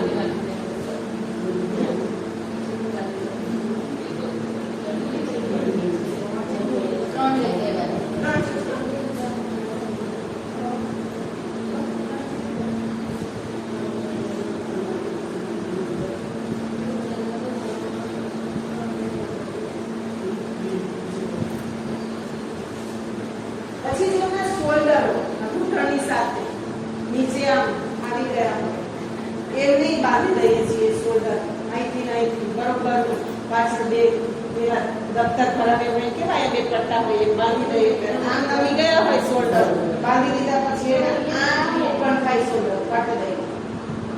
બાંધી દઈએ એટલે અહીંના જે ખેંચાણ બાકીના જે દુખાવા હોય એ તરત જ દૂર થાય. બોલો હવે ગોળીઓ ખાઈએ અને ખાધા પછી આપણે ખાલી એસિડિટી બહુ થાય છે પણ એસિડિટી થાય જ ને તમને માત્ર ને માત્ર એવી જ ગોળીઓ આપી છે ડોક્ટરે કે જે તમને શરીરમાં નુકસાન કરે. આપણે શું કામ એને આવા દુખાવા કે આવું કરવા માટે આવશ્યકતા નથી તો લેવાની જરૂર નથી. ગંભીર બીમારી છે નિદાન ચોક્કસપણે જાઓ કે એને ફોલો કરો. એનાથી એવું નથી કે મોડર્ન સાયન્સ ખરાબ છે પણ મોડર્ન સાયન્સ જ્યાં જરૂરી છે ત્યાં વાપરો. નાના અમથા પેટમાં દુખતા કે દુખાવા કે બીજું કંઈ એસિડિટીને મટાડવા કે મોડર્ન સાયન્સનો ઉપયોગ કરીએ તો વધારે પ્રમાણમાં આપણા શરીરની અંદર એવા રસાયણને નાખીએ છીએ અને આપણું આ આખું તંત્ર એક રસાયણની ફેક્ટરી છે એ એની રીતે ચાલે છે. ખાધેલા ખોરાકમાંથી કેટલા પ્રમાણમાં કેટલું રસાયણ બનાવવું એ એની રીતે એના હૃદયમાં ચાલે છે અને એની અંદર આપણે શું કરીએ વધારે પ્રમાણની અંદર ગોળી નાખીએ. અંદરનો રસાયણ થતું સિસ્ટમને પણ ગડબડ બનાવી જ લે છે ને આપણે કાંઈ હવે કરવાની જરૂર નથી. આપમેળે બનાવતું શરીર એ પોતાની રીતે જ બ્રેક મારે છે કંઈ ઓલરેડી છે અને એ બનાવે છે તો એ વધી જાય છે એનો સ્ત્રાવ અને વધી ગયેલા સ્ત્રાવમાંથી ઉત્પન્ન થાય છે બીમારી. થાઇરોઇડની અંદર કાં તો થાઇરોઇડથી પૂરી રીતે વધી જાય છે કાં તો ઘટી જાય છે કાં તો જાડા થઈએ છીએ કાં તો પાતળા થઈએ છીએ. સમસ્થિતિમાં સ્ત્રાવ જરતો નથી. સમસ્થિતિમાં જરતો હોય તો થાઇરોઇડ હોય જ નહીં પણ એ થાય છે તો એને કરવા માટે શું કરવું જોઈએ? આ ભાગને ક્યારે ખેંચ્યું જ નથી. એના સ્નાયુઓને ક્યારે આપણે જાગૃત જ નથી કર્યા. ખાલી આમને છે એટલું જ રાખીએ છીએ. તો એના માટે આપણે શું કરી શકીએ? થાઇરોઇડ જેમને છે એમને કફ શરદી ઉધરસ રહેવાની કાયમ કારણ કે એ રોગ ગળા અને એ તકલીફ પૂર્ણપણે આપણા શરીરની અંદર ઉદાર વાયુ છે. આપણા શરીરમાં 5 પ્રકારના, આમ જોઈએ તો 10 પ્રકારના વાયુ છે. એની અંદર ઉદાર નામનો વાયુ કંઠ પ્રદેશની અંદર રહે છે. એ સમસ્થિતિમાં ન રહેતા એ સ્થિતિ ડિસ્ટર્બ થતા કંઠ સંબંધિત રોગો ઉત્પન્ન થાય છે. એમાં મુખ્ય રોગ વાયુ અને આને કંટ્રોલ કરવું હોય તો અહીંયા રહેલું વિશુદ્ધ ચક્ર છે. અને વિશુદ્ધ ચક્રને પકડશો આધ્યાત્મની દ્રષ્ટિએ, અધ્યાત્મના વિજ્ઞાનની દ્રષ્ટિએ, તો ઉદાર વાયુ કંટ્રોલમાં આવશે, વિશુદ્ધ ચક્ર એક્ટિવ બનશે અને પૂર્ણપણે આપણે અહીંના રોગોને દૂર કરી શકીશું. બાકી આપણી પાસે પણ હલાહલથી જીવવાની તાકાત છે, પણ આપણે તો એ હલાહલઈ નથી પી શકતા અને એને જોઈ પણ નથી શકતા. તો આ પ્રક્રિયાને સુધારવા માટે થઈ અને આપણે શું કરવું જોઈએ? પહેલી વાત, જેમને થાઇરોઇડ છે એટલે થોડીક લાવડ સંબંધ કરશો, વધારશે પણ ઘટાડશે નહીં. એટલે જીવનમાંથી એને રિમૂવ કરી નાખવા. ક્યારેય કોબી અને ફ્લાવર ખાવાના નહીં. જેમને થાઇરોઇડ છે એમને ખાસ શું ઉપયોગી થાય? કોપરેનું દૂધ, કોપરેનું તેલ ધ બેસ્ટ. બીજી, જેમને હાડકા અને વાયુ સંબંધિત રોગો થાય છે એમના માટે પણ કોપરેનું તેલ ધ બેસ્ટ છે. અથવા કોપરું ખાવું ઘૂંટણના દર્દવાળા માટે ચાવીને એ મહત્વનું છે. હવે કોપરેનું દૂધ એટલું બધું સારું છે કે એ બેડ કોલેસ્ટ્રોલને ઘટાડી અને ગુડ કોલેસ્ટ્રોલને આપણા શરીરમાં વધારે છે. આપણે ટેવાયેલા છીએ માત્ર ગાય માતાનું દૂધ પીવા માટે. ઘરની તો ગાય નથી હોતી, બહારની જ ગાય હોય છે અને એ ગાય આપણી ઘરે આવે છે કોથળીના રૂપે અને આપણે કોથળીમાંથી એ ગાયને દોઈએ છીએ અને એની અંદર ઘણા બધા કેમિકલ્સ પણ પ્યુરિફાઈ કરે, પણ તેમ છતાં એના નાખવામાં આવે છે. આપણે એને સ્વસ્થ સમજીએ છીએ અને ઉપયોગી સમજીએ છીએ અને ખાઈએ છીએ, પણ એ જ ગાયને વધારે દૂધ આપવા માટે અને એવા ઇન્જેક્શનો આપવામાં આવે છે કે જે દૂધ પીવાથી આપણા શરીરની અંદર કેલ્શિયમ જેવી ઘાતક બીમારીઓ પણ થાય છે. આપણે પકડી નથી શકતા કે આ રોગ આ દૂધમાંથી ઉત્પન્ન થાય છે. આપણે તો એને સ્વસ્થતા સમજીએ છીએ, નિરોગી ઉપયોગી એવું સમજીએ છીએ, પણ જીણા મૂળ તરફ જઈએ તેની પાછળનું કારણ યોગની દ્રષ્ટિ એ છે કે બધું જોતા શીખવાડે કે આ નહીં, આની પાછળનું સાયકલ આ છે. મેં તમને કીધું ને કે જેમ જાતીયતાને ડામવા માટે થઈને ઉર્ધ્વ રહેતા મળવું હોય તો પૂર્ણપણે એની સાયકલ કેવી છે આપણે અન્નની આખી સાયકલને સમજ્યા. એ કોઈ પણ વસ્તુની એક સરસ સાયકલ હોય એને આપણે સમજીએ તો આપણને ખબર પડી જાય કે આ મારા માટે ગમે એટલું ભાવવું છે, પણ આ વિરોધી છે, આ નુકસાન કરતા છે. એ મોડર્ન સાયન્સનો ડોક્ટર પકડીને નહીં આપે. એ ક્યારેય નહીં પકડીને કે તમને આનાથી તકલીફ થાય છે. તમે જ પકડી શકશો કે તમે યોગના દ્વારા તમે જોઈ શકશો, બીજા કોઈ તમને નહીં દેખાડી શકે. એટલે આ વસ્તુ છે. થાઇરોઇડથી બચવા માટે થઈને આપણે શું કરવું જોઈએ? પહેલી વસ્તુ, ગળાને પૂર્ણપણે ખેંચાણ હોવાથી એના સ્નાયુઓને એવા આસનો આપ્યા છે.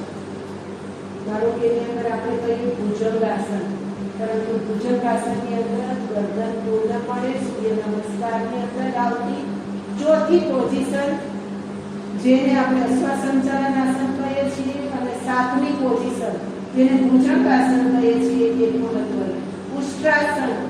ઊંટને ક્યારેય થાઇરોઇડ નથી થતો. ક્યારેય થાય છે ઊંટને થાઇરોઇડ? અવળી મોટી રોગ છે. ઋષિ મુનિઓએ જોયું કે આની રોગ એટલી બધી સારી કેમ રહી શકે છે. એટલે એના આધારે એના આપણને આસન આપવું કે તમે પણ ઊંટ બનો તો થાઇરોઇડ નહીં થાય, પણ આપણે તો ઊંટ બનવું જ નથી અને એને કારણે કઈ બીમારી થાય છે. લાંબી રોગ હોવા છતાં એને થાઇરોઇડ નથી થતું અને એ આખા વસ્તુને પકડી અને ઉષ્ટ્રાસન આપ્યું. આ કઈ જેવું તેવું યોગાસન છે, જેવું તેવું કઈ જ્ઞાન નથી. આ જ્ઞાન તો ઋષિમુનિઓએ જે અનુભવ્યું છે અને એને આધારે આપણને અમૃત એવું જ્ઞાન આપ્યું છે કે આપણે અમર બની શકીએ એવું અને એ જ્ઞાનને આધારે જ દેહ તો મળી ગયો મનુષ્યનો, પણ એ મનુષ્યના દેહને આપણે જુદી જુદી યોનિઓમાંથી પસાર કરવાનું છે અને એ યોનિઓમાંથી આ દેહ જ પસાર થવાનું છે અને અંદર અનુભવવાનું છે. ક્યારેક આપણે કાવડો બની જવાનું, ક્યારેક સસલો, ક્યારેક કાચબો, એ તો ઠીક જીવજંતુઓ તો બનીએ જ બનીએ, પણ એના સિવાય આપણી સામે જે કાંઈ પ્રકૃતિ છે એ પણ આપણે બનવાનું છે. વૃક્ષ પણ બનીએ, પર્વત પણ બનીએ, તાળાસનની જે તાળનું વૃક્ષ પણ બનીએ. અલગ અલગ રીતે આપણે જુદી જુદી મુદ્રાઓ ધારણ કરીને એમાં રહેલા સત્વને એની સાથે એકત્વ સાધીને આપણે એના જેવું બનવાનું છે. પર્વતાસન કરીએ ત્યારે આપણું શરીર, આપણું મન, આપણું પ્રાણ પર્વત જેવું હોવું જોઈએ. મોર બનીએ ત્યારે સંપૂર્ણ સૌંદર્ય આપણાની અંદર મોરની જેમ ખીલવું જોઈએ અને એ ખાતો વિષ ખાય છે મોર, ઝેરીલા સાપનું પાચન એની હોજરીમાં થઈ શકે છે. એનો ખોરાક છે સાપ અને છતાં એ બચાવી શકે છે. બાહ્ય રૂડો દેખાતો કલરફુલ એવો મોર પણ વિષને બચાવી શકે એવી તાકાત ધરાવે છે. મયુરાસન જ્યારે આપણે કરીએ તો આપણામાં શું વિષ છે? રાગ, ક્રોધ, મદ, મોહ, એમાં ક્રોધ, ઈર્ષા એ વિષ છે. એને દૂર કરવા માટે થઈ અને મયુરાસનની પ્રક્રિયામાં સિદ્ધ કરીને જઈએ તો એ બધા સબૂત થઈ જાય. આપણે એનાથી કરવું જોઈએ. અને બીજી વસ્તુ, પેટ સંબંધી કોઈ પણ બીમારી આવે જ નહીં. પાચન શક્તિ જબરજસ્ત બને અને એને કારણે આપણે મોરીઓની નથી પસાર થતી. આપણે ડાયાબિટીસ વાળાએ તો હંમેશા દેખો જ બનીને રહેવું જોઈએ અને એ છે મંડુકાસન. પણ મંડુકાસન બાંધવાની રીત છે. અત્યારે આપણે જેમ જેમ બાંધી લઈએ એવી રીતે રોગ મટાડવા માટે આસનો કરીએ ત્યારે એવી રીતે નથી કરાતું હોવાતું, પરંતુ એના જેમ ગોળીના ડોઝ હોય એ ડોઝને આધારે, શ્વાસની પ્રક્રિયાના આધારે, તમારી દ્રષ્ટિ ક્યાં છે એના આધારે તમે બેની વિચાર. હવે એની અંદર માથું નીચું કરી નાખ્યું તો આખું પરિમાણ બદલાઈ જશે. મેં તમને કીધું સાકર ચૂસીને ખાશો તો ઠંડી છે અને ચાળીને ખાશો તો એ ગરમ છે. એવી રીતે ડુંગળી બપોરે ખાશો તો લૂને બગાડનારી અને કફને નહીં કરનારી છે. એ જ ડુંગળી રાતે ખાશો તો કફ વર્ધક થઈ જશે અને વાયુના પ્રદોષને ઉશ્કેરનારી બની જશે. ડુંગળી તો એક જ છે. અડધી કાપેલી રાત્રે ખાધી, અડધી કાપેલી દિવસના ખાધી તો બેયનો ગુણધર્મો બદલાઈ જશે.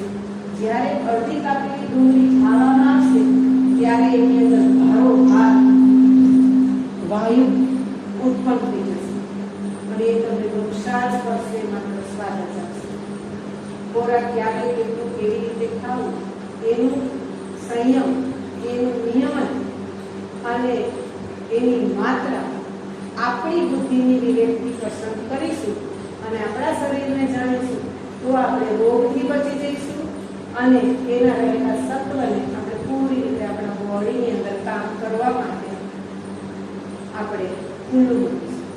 તો આ વસ્તુને આપણે સમજવા જેવી છે અને એ રીતે કરીશું. થાઇરોઇડ માટે હવે આપણે કેવું કરી શકાય? આસનો તો મેં તમને બતાવ્યા. એ આસનો ક્યારે કરવા? સવારે જ કરવા. એક બે પ્રક્રિયા એવી તમને બતાવું જે કદાચ તમે ક્યાંય જોઈ નહીં હોય, પરંતુ એ પ્રક્રિયા થાઇરોઇડ માટે ખૂબ મહત્વની છે. સવારના પોરની અંદર ઋષિમુનિઓએ ઘેરણ સંહિતાની અંદર એક કહ્યું છે. ઘેરણ સંહિતા એ યોગનો ખૂબ મોટો ગ્રંથ છે. જેવી રીતે પતંજલિ યોગ સૂત્ર જેવી રીતે ઋષિ પતંજલિએ આપ્યું એ રીતે ઘેરણ સંહિતા એ ઘેરણ નામના ઋષિએ આપેલો એક ખૂબ સુંદર મજાનો ગ્રંથ છે. એમાં જુદા જુદા આસનો અને સદકર્મ એટલે કે આપણા શરીરને શુદ્ધ રાખવા માટે શું શું આપણે કરી શકીએ. શુદ્ધ રાખવા માટે આપણે સવારમાં સ્નાન કરીએ છીએ, આંખ વાંચીએ છીએ, કાનમાંથી તેલ કાઢીએ છીએ, નાક સાફ કરીએ છીએ, દંત ધારણ કરીએ છીએ, જીહવાને પૂરી રીતે સાફ કરીએ છીએ અને બાહ્ય રીતે સ્નાન કરીને શરીરને સ્વસ્થ રાખીએ છીએ. પરંતુ આટલી જ પ્રક્રિયાથી શરીર બાહ્ય રીતે સ્વસ્થ થઈ જાય છે. શરીર આંતરિક રીતે સ્વસ્થ થાય છે. નાઈ લીધું, કફ જતો રહ્યો, એ તો શરદી તો છે જ. નાઈ લીધું, બહુ જ અગ્નિ પેટમાં થાય છે, તો શું એ અગ્નિ ફરી જશે? શરીરમાં તો એસિડિટી તાપ, પાછળની તરફથી જોઈએ તો હરસ, મસા, કફંદર, બાર લગન, તો એ તો ના સાફ કરે. એના માટે લોકોએ સડ ક્રિયાઓ આપી છે અને એના દ્વારા આપણને ધોતી, નેતી, સૂત્રબસ્તી આવી અનેક પ્રકારની ક્રિયાઓ જલવેદી આપી છે. એના દ્વારા શરીરને શુદ્ધ કરાય છે. એમાં જીવા દોહનની પણ એક ક્રિયા છે. તે જનરલી કોઈ પણ યોગવાળા વાત કરતા નથી હોતા, કારણ કે જીવા દોહન એટલે ગાયને આપણે જે દોહીએ છીએ એ પ્રક્રિયાની અંદર ગાયના આંચળને પકડીને આમ કરીને આમ દોહીએ છીએ ત્યારે ગાયની દોવાની પ્રક્રિયા, દોહનની પ્રક્રિયા થાય છે. થાઇરોઇડ વાળા માટે થઈ મેં કહ્યું કે ગળાની તકલીફ છે, ગળાનો રોગ છે અને ગળાના રોગને દૂર કરવા માટે આપણી પાસે માત્ર એક છે જીભ. એ જીભની અંદર સલાઈવા એટલે થૂક ઉત્પન્ન થાય છે. આ થૂક આપણા માટે અમૃત છે. કોઈ પણ રોગ માટે બગાડનાર મહત્વનું પરિબળ. ક્યાંય કોઈ દવા લેવા ના ચાલે, એટલા થૂકથી શરીરને ઓછું કરી શકે, ઘટાડી શકાય વજન, ભૂખ ઓછી કરી શકાય, પાચનની પ્રક્રિયાને પૂર્ણપણે બેલેન્સમાં બનાવી શકાય, ગમે એવા રોગ હોય એ રોગને દૂર કરી શકાય, થાઇરોઇડને દૂર કરી શકાય, ગમે તેવી બીમારી હોય. થૂક એ ખૂબ મહત્વનું છે, પણ એને આપણે કઈ રીતે એમાંથી રસને પીવો અને એના માટે જ કેસરી મુદ્રા ઋષિઓએ આપી છે, જે ભૂખ, તરસ, આધ્યાત્મિકના લેવલને ઉપરની તરફ લઈ જનારી છે. હવે અહીંયા જે જીભની દોહનની પ્રક્રિયા કીધી છે એ પ્રક્રિયા તરફ વાત કરું તો આપણે દરરોજ સવારના બ્રશ કરીએ પછી આર્ટિફિશિયલ ઓલિયાથી જીભને સાફ કરીએ છીએ. એમાં રહેલા ઝેરને આપણે બહાર કાઢીએ છીએ. અહીંયા શું કરવાનું છે? બાથરૂમમાં જોઈએ, બ્રશ કરીએ ત્યારે થાઇરોઇડ વાળા એ પ્રક્રિયા કરી લેવાની અને એ પ્રક્રિયા છે આપણી બંને આંગળી, પહેલી અને અંગુષ્ઠ, એના દ્વારા આપણી જીભને બહાર કાઢવાની છે અને જીભને બહાર કાઢી મોઢામાં લીધા વગર પૂર્ણ રીતે એને આ બે ભાગથી ખેંચવાની છે અને ખેંચતી વખતે જેટલી લાળ નીકળે એટલી લાળ નીચે પડી જવા દેવાની છે અને અંદરના ભાગથી જીભ ખેંચાતી હોવી જોઈએ. એ જીભ દોહનની પ્રક્રિયાથી અહીં રહેલી જે થાઇરોઇડને કારણે જે સ્ત્રાવ ઝરવો જોઈએ એ અનબેલેન્સ વધ અથવા ઘટ થઈ ગયો છે, એ સમ પ્રક્રિયામાં આવશે, અહીં એક્ટિવ થશે. આ એક પ્રક્રિયા. બીજી પ્રક્રિયા, મોઢું બંધ કરવાનું અને આપણી જીભને બહારની તરફ ગોળ ફેરવવાની, ક્લોકવાઇઝ, જીભને એન્ટી ક્લોકવાઇઝ એ રીતે ફેરવવાની. આ પ્રક્રિયા ખાસ કરવાની. તમે 10 વખત ફેરવશો તો તમને જીભના ટેરવામાં અને નીચેના ભાગમાં જીભ જ્યાંથી જોઈન્ટ છે ત્યાં એક ખેંચાણનો અનુભવ થશે. ત્રીજી વસ્તુ થાઇરોઇડ વાળા માટે આપણી જ જીભ છે, જળશે જ ને, એને એક્ટિવ બનાવવાની છે. અહીંથી એક્ટિવ બનાવો. અને ત્રીજી વસ્તુ, જીભને પૂરી રીતે એક સાઈડ ધક્કો મારો. એ જ રીતે બીજી સાઈડે અને ધક્કો મારેલી અવસ્થામાં રહેવાનો. થોડી વખત એવા દેશો ત્યાં સુધી એમ થશે લઈ લો અંદર અને પછી એ પ્રક્રિયા કર્યા પછી જે સલાઈવા આપ્યું ઉકાળ્યું એને ઉતારી શકે. ચોથી પ્રક્રિયા, દીવાની જ્યોતની જેમ જીભને તલુ ઉપર પૂર્ણપણે સ્થાપિત કરો, જેને યોગિક ભાષામાં કેસરી મુદ્રા કહેવાય. અને બ્રહ્મરંધ્રની અંદર રહેલા કાણા તરફ એને લઈ જાઓ અને ત્યાં ટચ કરેલી રાખો. ઉલટી કરો જીભને અને છેક ઉપરની તલુ પર જ્યાં આપણું સોફ્ટ તાલુ છે, આગળ આપણું પટકણ તાલુ છે, એની પાછળ પોચું તાલુ છે, એ તાલાની નીચેની તરફ આગળની તરફ ઉપર જશો. જ્યાં આપણો ઘંટ લટકેલો છે અંદરની તરફ, એની આગળની તરફ આવશો ત્યાં એક કાણું છે. એ કાણું નાકના છિદ્રની સાથે જોડાયેલું છે. આપણા નાકના છિદ્ર સાથે એ હૂંક જેવું છે. અહીંયાથી આ દેખાય છે પણ અહીંયા હૂંક છે પૂર્ણપણે આખું. અહીંયાથી એ ગળાની અંદરની તરફ એ નીકળે છે તાલુ ઉપર, બરોબર? ત્યાં જીભને ટચ કરેલી અવસ્થામાં રહેવાનું છે અને એ અવસ્થામાં રહેવા દેશો. થોડી વારની અંદર મોઢામાં તમને થૂંકનો ઘૂંટડો ભરાઈ જશે અને ભરાયેલો ઘૂંટડો એક વાર ધીમે ઉતારી છે. બધાનું શું કરવું હશે તો એનાથી પણ થશે. ભૂખ બહુ લાગતી હશે, ધીમે ધીમે આવશે, સોચતી નથી ને તો એને પ્રયત્ન કરીને પહોંચાડવાની છે. દરરોજ પ્રયત્ન કરશો ને તો જશે. આપણું શરીર બહુ સારું છે અને એને કારણે તમારી ગમે એવી થાઇરોઇડની તકલીફ હશે એ દૂર થશે. આ એના ખાસ પ્રયોગ છે અને એની સાથે સાથે તમારે જાલંધર બંધ એટલે કે શ્વાસ લેવાનો, શ્વાસ છોડી દેવાનો, આ દાઢી બરોબર સીધી રાખવાની અને દાઢી અટકાવી દેવાની ઈચ્છા ગોંડ અવસ્થા. શ્વાસ લીધાનો તમે સ્થિતિ લાગે શ્વાસ લેવો પડશે, તદ્દન ઉપર કરી નોર્મલ શ્વાસ કરી દો. આ પ્રક્રિયા બહુ જ મહત્વની છે. યોગાસન પ્રાણાયામ સાથે બંધો બહુ મહત્વના છે. આપણા શરીરના મૂળ 3 બંધ બંધાય છે. 1, 2 અને નીચેનું મૂળ બંધ. 3 બંધ એક સાથે ત્રણેય બાંધી તો ત્રિબંધ કહેવાય અને મહાબંધ કહેવાય. તો આ રીતે આપણે કરીએ તો આપણી ઉર્જાને બહાર વહેતી કરવાને બદલે અંદરની તરફ સંગ્રહિત રાખી શકીએ અને એને આપણા શરીરના સૂક્ષ્મ પ્રત્યે વધારે જાગૃત અને મજબૂત બનાવી શકીએ. તો આટલી વાત થાઇરોઇડ સંબંધિત, કુદરત સંબંધિત આપણે સમજ્યા. હવે સિટિંગ વોકિંગ એ કરવા માટે થઈને હું તમને બતાવી દઉં છું. એનું કેમ કરજો સાયટિકાના આસન છે એ એમને બતાવી તો એ બતાવી દો ભૈયા. સિટિંગ વોકિંગ એની અંદર શું હોય છે? બેઠા બેઠા ચાલવું. એવું બેઠા બેઠા ચલાતું હશે, ચલાવીને પ્રયોગ કરી લેવાનો ઘરે. હા, બધાએ માતાજીની પ્રાર્થના મૂકી દેવાની સરસ મજાની અને જ્યાં સુધી પૂરી ના થાય પ્રાર્થના ત્યાં સુધી ચાલ્યા જ કરવાનું શ્વાસની સાથે. સિટિંગ વોકરની અંદર જેમને ઘૂંટણના દર્દ છે એ લોકો માટે ખાસ મહત્વનું, વેઇટ ઓછું કરવું છે એમ નહીં, મહત્વનું. અને જેમને શરીર સ્વસ્થ રાખવું છે એ પણ કરી શકે. કરવાનું શું? પહેલી સ્થિતિ દંડાસનમાં બેઠા, સરસ મજાના પગ લાંબા રાખવા. આ વોકિંગની અંદર તમારે આમ કરીને આમ પગને વાળવાના નથી, ખસવાનું અહીંથી છે. પગને વાળીને જવાનું નથી, આગળ પગ વાળીને.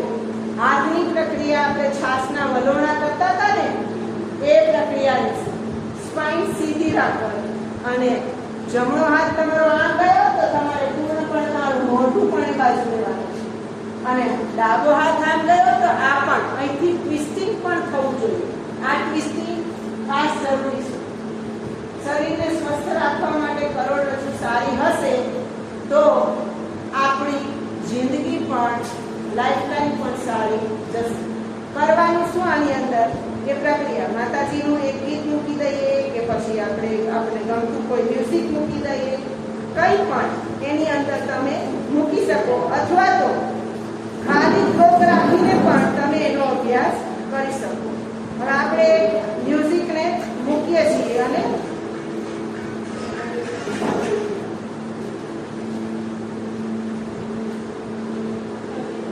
એક સેજ વાર બતાવો. આમાં ચાલવાની પ્રક્રિયા છે. કઈ રીતે ચાલીશું?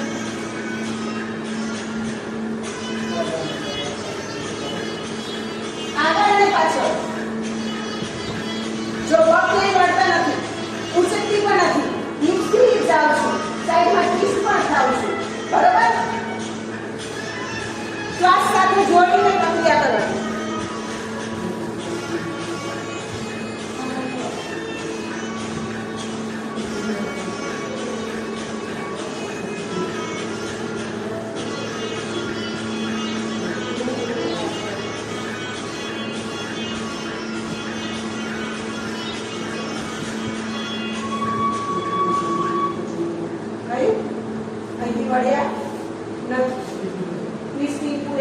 થાય છે હાથની પ્રક્રિયા સાથે. આ બાજુથી શ્વાસ લીધો, આ બાજુથી શ્વાસ કાઢ્યો. Inhale exhale, inhale exhale. શ્વાસની ક્રિયા સાથે કરશો અને 10 જ મિનિટ કરશો કે જે 3 કિલોમીટર ચાલ્યા હોય એટલી કેલરી બર્ન થઈ જશે. અને તેમ છતાંય આ સાંકળ મજબૂત થશે, આ ઘૂંટણ મજબૂત બનશે, વેઇટ ઓછું થશે અને પૂર્ણપણે આપણા ઘૂંટણને બચાવી શકીશું અને આપણા શરીરને પણ મજબૂત કરી શકીશું. તો આવી જે પ્રયોગો છે શરીરને સ્વસ્થ રાખવાના એ ખાસ કરવા. જમ્યા પછી ફરી એક વાર 1 2 1 2 1 2 1 2. બરાબર? અહીંયા આમ નહીં કરવાનું. શરૂઆતમાં નહીં જમે એટલે આવું એવું નહીં થવાનું. પૂરી સભાનતા. પગને પૂરેપૂરા સીધા લાકડી જેવા જ રાખવાના છે, એવી સભાનતા. સ્પાઇન સીધી જ રાખવાની છે, આવું નથી બેસી નહીં. હાથ પૂરેપૂરા આગળ અને પાછળ જવા જોઈએ. આ ચેસ્ટ એથી આમ ઓપન થવી જોઈએ. હાથ જ્યારે આમ કરીને આમ થાય કમર ટ્વિસ્ટ થવી જોઈએ. એનાથી સામાન્ય નિયમો છે શરીરના રિધમના, એ નિયમ સાથે પાલન કરશો એટલે પછી ઉપરની ઉર્જાને ઉતર્યા વગર છૂટકો જ નથી. નાશો ઉતરે આવવું જ પડે. હવે તમને જે ડાયાબિટીસ વાળા છે, કોઈ છે ડાયાબિટીસ? તમને છે? તમારા માટે માંડુકાસન બતાવી દો કેવી રીતે કરવાનું. પણ જો તમને ઘૂંટણની તકલીફ હોય, ઘૂંટણમાં કેમ છે કે તમે વજ્રાસનમાં તો બેસી શકતા નથી, તમારા માટે થઈને ચેર ઉપર તમે બેઠા હો, તમે નીચે ક્યારે બેસો છો?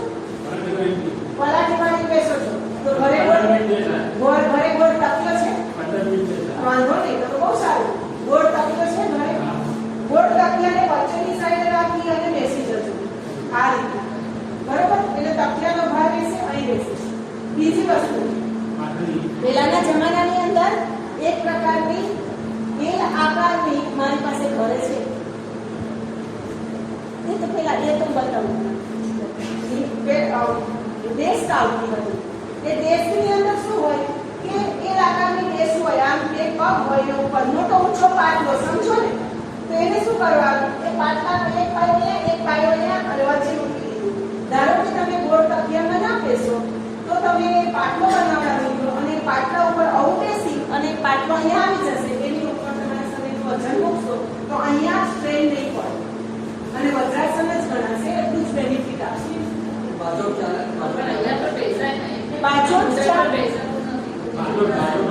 ચાલે પણ બાજોટ છે ને એ ચોરસ હોય. આપણે માત્ર પાટલાની પટ્ટી જ જોઈએ. હા, પટ્ટી જોઈએ. અને જો એ ના હોય તો તમે તકિયો રાખી શકો. પણ તકિયાની અંદર શું થાય છે કે એ બેસી જાય છે. જ્યારે પહેલાની અંદર તમારું પ્રોપરલી એ કઠણ હોવાને લીધે વ્યવસ્થિત રીતે તમે તમારા વજનને મૂકી શકો છો. અહીંયા પ્રેશર નથી આવતું, ઉપરની તરફ રહી શકો. તો એ તમારે લેવાનું. અને એની ઉપર બેઠા પછી તમારે મંડુકાસન જમ્યા પહેલા જમી લો. જમવાની તૈયારી ધારો કે 12 વાગે કરતા હો તો 11:30 વાગે 10 થી 15 વખત એક વખત શ્વાસ લીધો ને છોડ્યા બરાબર. તે ટાઈમ પેન્ક્રિયાસને એક્ટિવ કરવા માટે તમારે આ 10 થી 15 વખત મંડુકાસન કરવાનું. એના પછી જ જમવાનું. તો ઇન્સ્યુલિન તમારે જે ઇન્જેક્શન લેવા પડે કે નહીં લેવા પડે, અંદરથી એક્ટિવ થશે. હું એવું નથી કહેતી કે તમારે ઇન્જેક્શનો નહીં લેવાના, તમારે લેવાના પણ તમારે આ પ્રયોગને જોડવાનું એની સાથે. તમે આ પ્રયોગને જોડશો અને તમે એ કરશો, ધીમે ધીમે તમારા જ ડોક્ટર તમને કહેશે તમારે ઇન્સ્યુલિન ઘટાડો, જરૂરિયાત નથી. તમારે દાખલ નહીં કરવાનું કે ભાઈ હું તો આ કરું છું એટલે મેડમ એવું કીધું તમે આવ્યા એવું નહીં કરવાનું. ડોક્ટરને એની કારકિર્દી એને જે કીધું છે એને આપણી સૂચનાને પાલન કરવાનું, પણ એની સાથે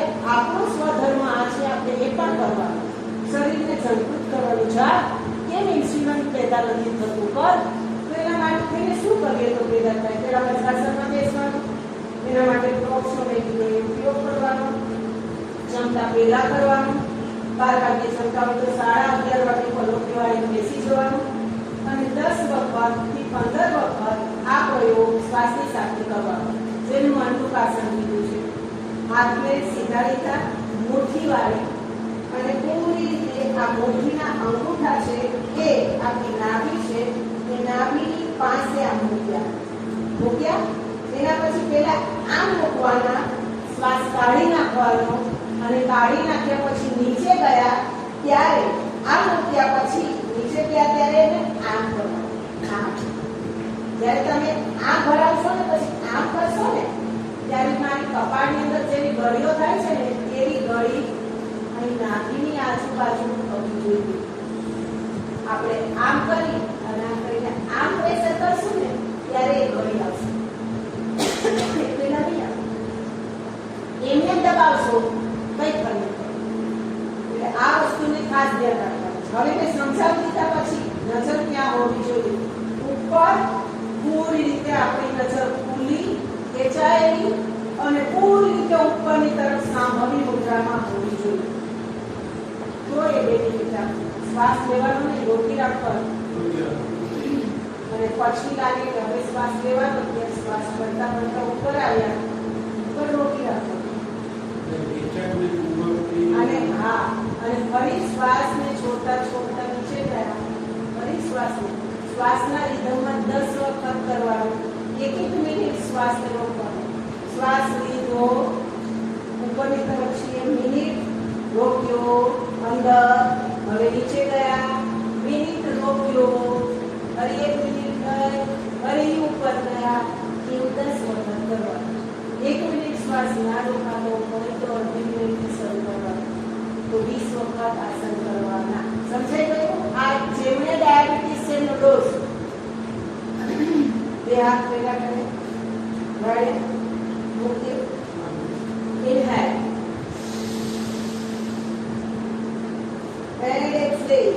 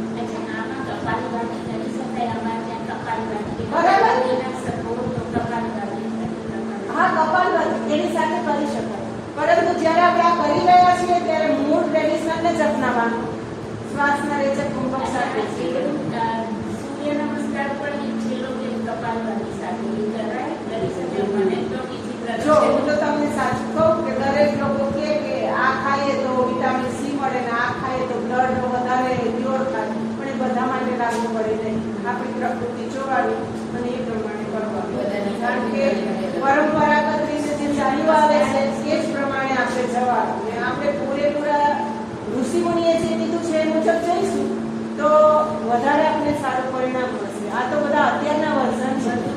બાબા રામદેવજી એ બધા મૂકેલા વર્ઝન છે. એટલે એ વર્ઝનને હું બહુ માન્ય ગણતી નથી. પરંતુ જે કેરળ ઋષિએ, જે પતંજલિ ઋષિએ, સ્વાત્મારામે કે પછી આપણી શિવ સંહિતામાં જે પ્રમાણે આપ્યું છે એ પ્રમાણે આપણે આગળ જઈશું તો એના બેનિફિટ એ પ્રમાણિત છે એના વધારે સારા મળશે. તો આવું છે કંઈક થાઇરોઇડ માટે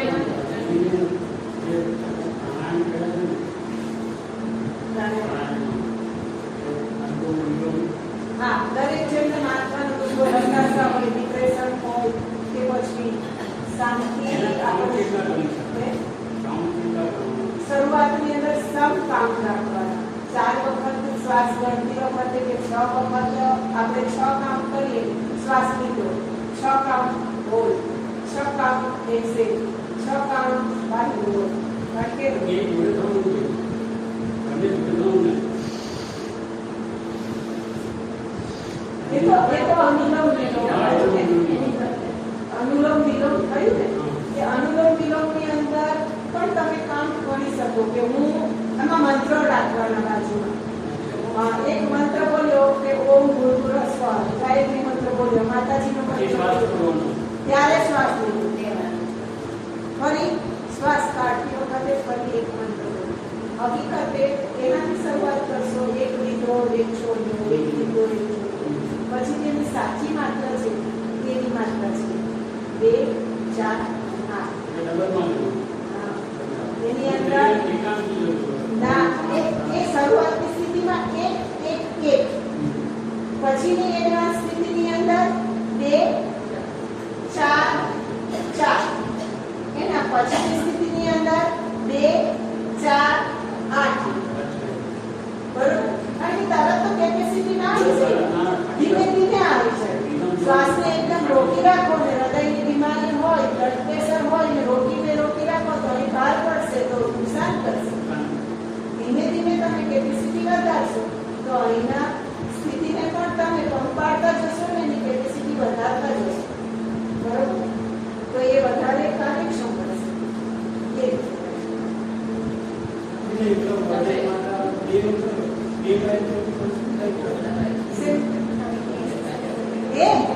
એ તો તમારે કરવું છે એ ટાઈમ. હા, અડધી કલાક ના, એ સવારના અને રાતે જમ્યા પછી લગભગ કેટલા વાગે સુવો છો? 9 વાગે સુવો. કેટલા વાગે જમી લો? 6 7 વાગે. ચોવિયા એટલે જૈન છો? સૂર્યાસ્ત પહેલા જમી. સૂર્યાસ્ત પહેલા જમી. 7 વાગે જમી, 6 વાગે જમી. અચ્છા, હા તો રાત્રે સુવો તમે 9 વાગે સુવો ને 6 વાગે જમી લીધું હોય 9 વાગે સુવો તો બરાબર છે. સુતા પહેલા તમારે 15 મિનિટ 20 મિનિટ ધડબડાટી બોલાવવાની અને બધાને કહેવાનું ચાલો ચાલવા માંડો. બધાને આનંદ થશે. તમારે ભજન ગીત ગરબો પાણી એવું કીધો ગીતના તાલે જુઓ.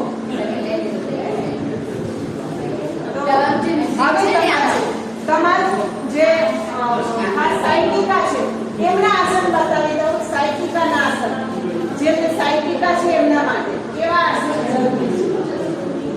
સાયકિકા માટે એક આસન પેલું એ છે ક્ષેત્રબંધાસન. પગ પકવાડે, બંને હાથ પકડે, અહીંયા અને ગરદન ઉપર નહીં કાઢવાનું. કમરના ભાગને ઉપર કરશો, આ ભાગ ખેંચાશે. બરોબર? આ આસન મહત્વનું છે. બરોબર? આ આસન મહત્વનું છે.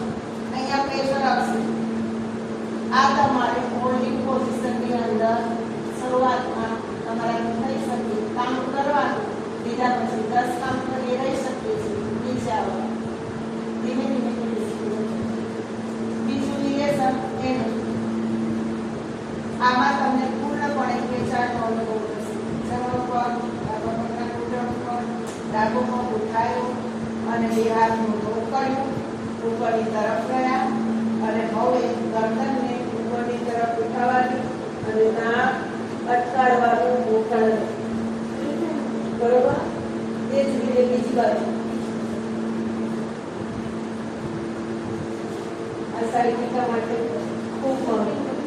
ત્રીજી વસ્તુ, બંને હાથ લોક કર્યા અને બંને પગ તમારે ખુલ્લા છે. મરકટ આસન છે, પરંતુ હાથને આ જ પોઝિશનમાં રાખીશું. ગરદન અને કમર ટ્વિસ્ટ કરીશું. બંને પગ જમણી તરફ વાળ્યા બરોબર અહીંયા વાળી લીધા. હવે જે જમણો પગ છે હવે ઘૂંટણ જમીનને અડો અને ડાબો જે પગ છે એનો ઘૂંટણ જમણા પગના તળની ઉપર સ્પર્શ થયો. આ એની કોણી ઉઠી નથી, કોણી જમીન ઉપર. અને આપણું મુખ પૂર્ણપણે ડાબી તરફ, બંને પગ જમણી તરફ, આ પોઝિશનમાં જવા. એના પછી બીજી તરફ, બીજા તરફ જઈએ છીએ ત્યારે મુખ આપણું જમણી તરફ અને પગ બંને ડાબી તરફ. બરોબર? આ પ્રક્રિયા કરવાની. 3 આસન બરોબર સમય સૂચકતાની સાથે વ્યવસ્થિત અભ્યાસ કરશો તો એનું પરિણામ ખૂબ સારું આવશે. જે નસ વેચાય છે દવાઈ છે સારી. હવે એ સિવાય તમને અત્યારે જ રિપીટ કરી દઉં થોડું અને પછી આ પૂર્ણ કરો. હે સુઈ જાઓ. હજી એક બીજી વાત રહી ગઈ એ કહી દઉં તમને. આવા બ્લોક આવે છે. તમારી પાસે બ્લોક ના હોય તો તમે નાના નાના રૂના તકિયા બનાવી દેજો. ઘરે એક ઓસીકું હોય ઘરની અંદર એને તોડી નાખવાનું. એ નાના નાના બચુડિયા ઓસીકા બનાવી દેવાનું. અને પછી શું કરવાનું? આપણે જ્યારે ઉભડક બેસી શકતા નથી પણ ઉભડક બેસવાની ટેવ પાડવાની. કારણ કે ઉભડક જ્યારે બેસીએ છીએ ને ત્યારે આપણા થાઈ અને કામ મસલ્સ હોય છે ને એ બહુ રિલેક્સ અનુભવ કરે છે. મજબૂત તો બને છે પણ સાથે પણ આપણે ક્યારે ઊભા રહીએ, ખૂબ ઊભા રહીએ, પછી થાકી જઈએ, પલોઠી વાળીને બેસીએ પણ એ મસલ્સ સારા ન થાય. અને એને કરવા હોય સારા અને એને મજબૂત બનાવવા હોય, એને પંપાડવા હોય તો બહુ ઊભા રહ્યા હોય ને ઘૂંટણની તકલીફ ન હોય તો વજ્રાસનમાં તમે બેસી જશો, તમે તરત જ રિલેક્સ થઈ જશો. કારણ કે થાઈ ને કાપ મસલ્સ બંને દબાય છે. હવે ઘૂંટણની તકલીફ હોય એ બે તો નથી આપણાથી થઈ શકતું. તો આવા બ્લોક્સ હોય એને આધારે અહીંયા તમે મૂકી અને આમ તમે બેસજો. 15 સુધી બેઠો તમને થાક નહીં લાગે. પણ આની અંદર શું છે કે આમાં પ્રેશર આવે છે. થાઈ મસલ્સ બંને પ્રેશર આવે છે. બીજું ઘૂંટણની જેને તકલીફ છે ને ગેપિંગ, જે લોકોનું પૂર્ણપણે ઘટી ગયું છે, બંને હાડકાઓ એકબીજાની સામે અડકે છે ને ઘસાય છે, અવાજ આવે છે ને દુખાવો થાય છે, આ જ્યારે મૂકીશું ત્યારે બંને નીચેનો નીચે તરફ, ઉપરનો ઉપરની તરફ એમ કરી અને આવે છે. અને એને કારણે અંદરની તરફ જે ઘસારાનો ભાર હતો એ આપમેળે એની જગ્યાએ વ્યવસ્થિત બેસે છે. પણ લગાતાર નિરંતર અભ્યાસ કરીએ ત્યારે હવે તમારી ઉભડક બેસાય છે? ઉભડક બેસાય છે? ઉભડક આમ બેઠી હતી એવું ઉભડક બેસાય છે? બેસો જોઈએ. હા તો એ તો કહું છું, બેસો જોઈએ. કેટલું બેસો? એવું નહીં, આવું આવું આવું આવું. બેસો તો બેસો તો બેસો તો હિંમત કરો તો. કેટલું ખેંચાય છે ને? બરોબર ખેંચાય છે ને? હવે ઉભા થઈ જાઓ. બરોબર? હવે પગ એમાં ને એવા રાખો અને અહીં રાખો આને અને આને પકડો, એના સપોર્ટ આપો અને પછી એને દબાવો અને એની ઉપર બેસો. પકડો.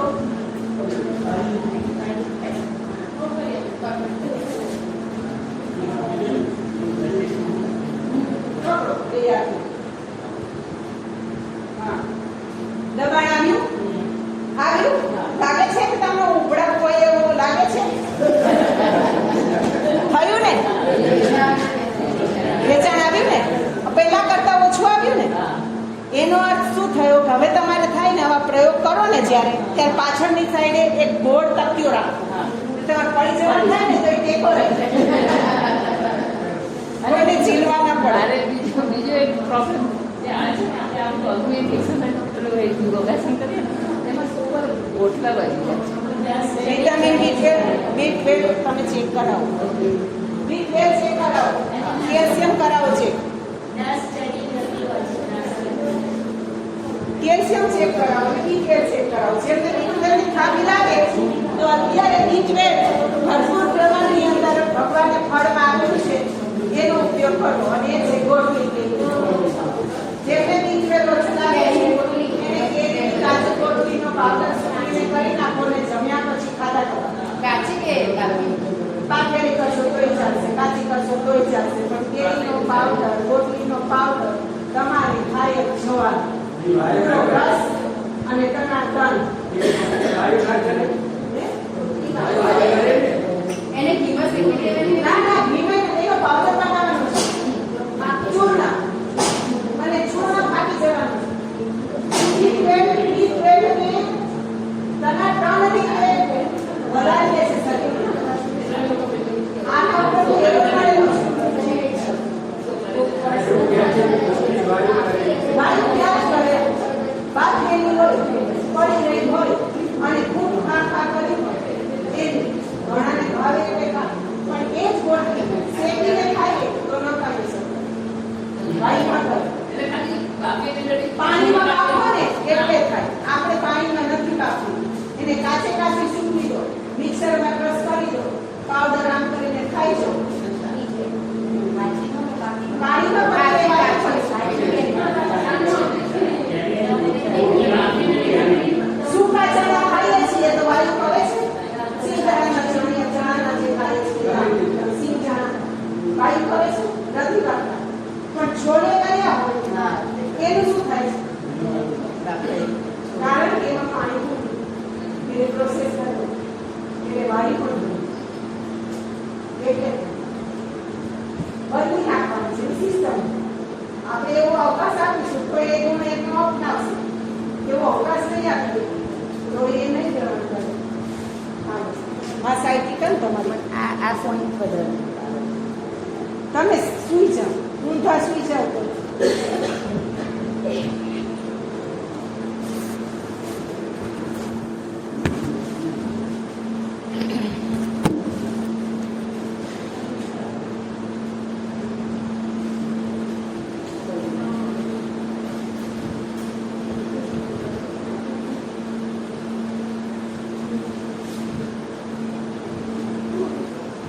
તમે ઘરે મને બતાવજો તમારી આદત કે તમે કઈ કઈ રીતે સૂવો છો, તમારી સૂવાની રીત એ પછી બતાવજો. હમણાં હું તમને કરી દઉં. હા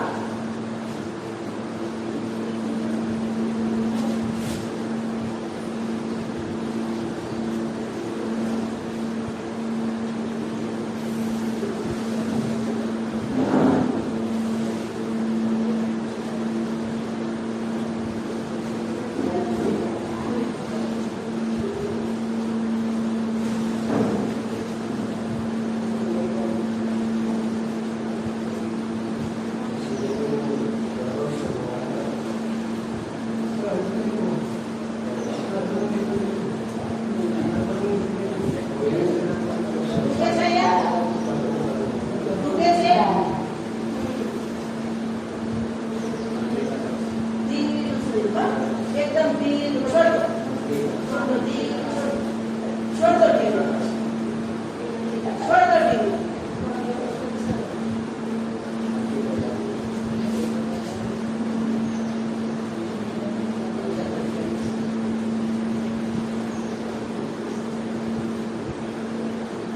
હવે એક સાઈડે કોઈ પણ એક પર દેશું છે.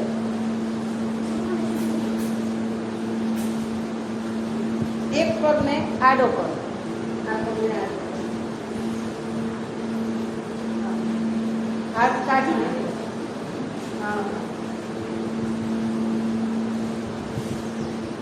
જે લોકોને હૃદય સંબંધિત બીમારી હોય એમને ડાબા પડખે જ્યારે આખી રાત સુઈ જતા હોય ને હાથ આમ કરીને આમ રાખતા હોય તો એ લોકોએ એ પ્રક્રિયાને એ ટેવમાંથી બહાર નીકળી જોઈએ. જેમને શરીરનું વજન વધારે છે એમને પણ એ ટેવમાંથી બહાર નીકળી જોઈએ. કારણ કે એની અંદર શું થાય, સૂતી વખતે તમે ખબર નથી હોતી એ રીતે તમારા હૃદય ઉપર વધારે ભાર આખા શરીરમાં આપો છો. અહીંથી આ હાથ એટલે આમ દબાણ આપો છો, આ ઉપરથી આમ દબાણ આપો છો, એટલે આપણું હૃદય હોય એ આમ ઘીસાય છે. અને એ પીસાયેલું હૃદય સૂઈ ગયા હોય છતાંય પમ્પિંગ તો કરે છે, એટલે સ્ટ્રેન વધારે પડે છે.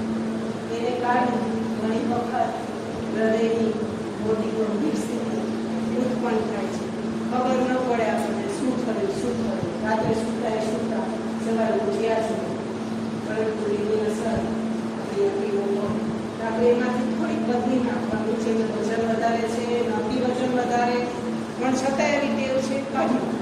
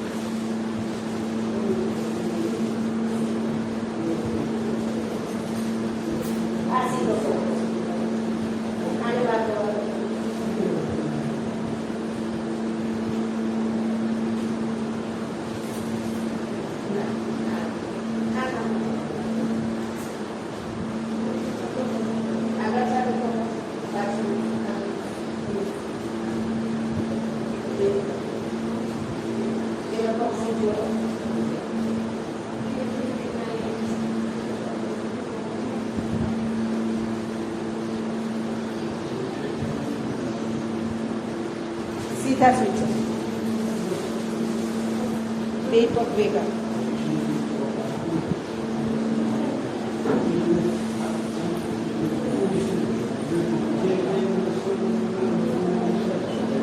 તમે મને મદદ કરશો? આ બેન છે ને, એના હાથ પકડો ઉપરથી.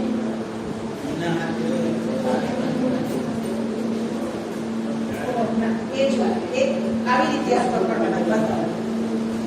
તમારા કાંડા પકડો, હું એના કાંડા પકડીશ. બરોબર? આ રીતે. હા, આ રીતે પકડવા. બરોબર?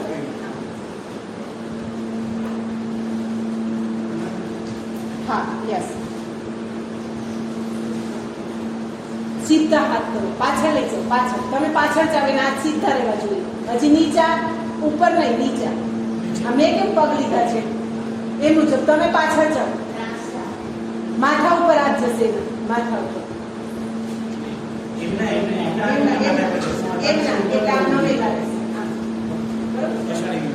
યસ, પછાડી.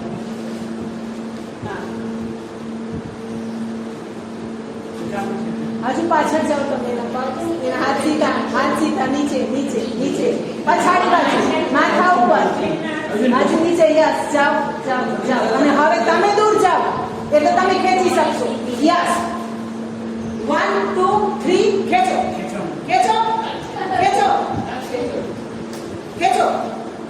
છોડો. ફરીથી. હા, 1 2 3 ખેંચો. છોડો. ફરી એક વખત. હા, ખેંચો. છોડો. બસ પતી ગયું. રિલેક્સ. વાંધો નહીં, આને પણ એકદમ રિલેક્સ. આપી દો. રિલેક્સ. આ એકદમ રિલેક્સ. ચાલ રિલેક્સ. હા,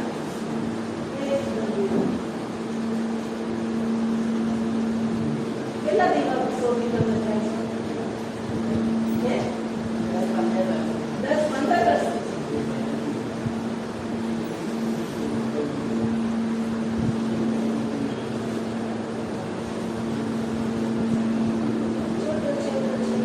ઢીલો એકદમ.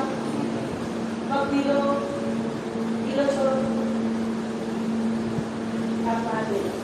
એકદમ રિલેક્સ.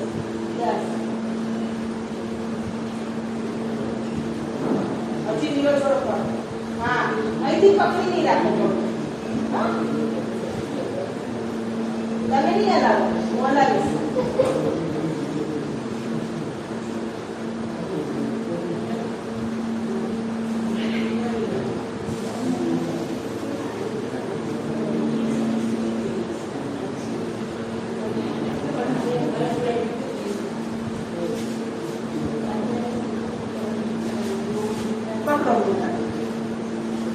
જાઓ નીચે. જાઓ નીચે, માથું ઊંચું કરો, કરો ઊંચું. Very good, very good, very good. થાવ ઉપર.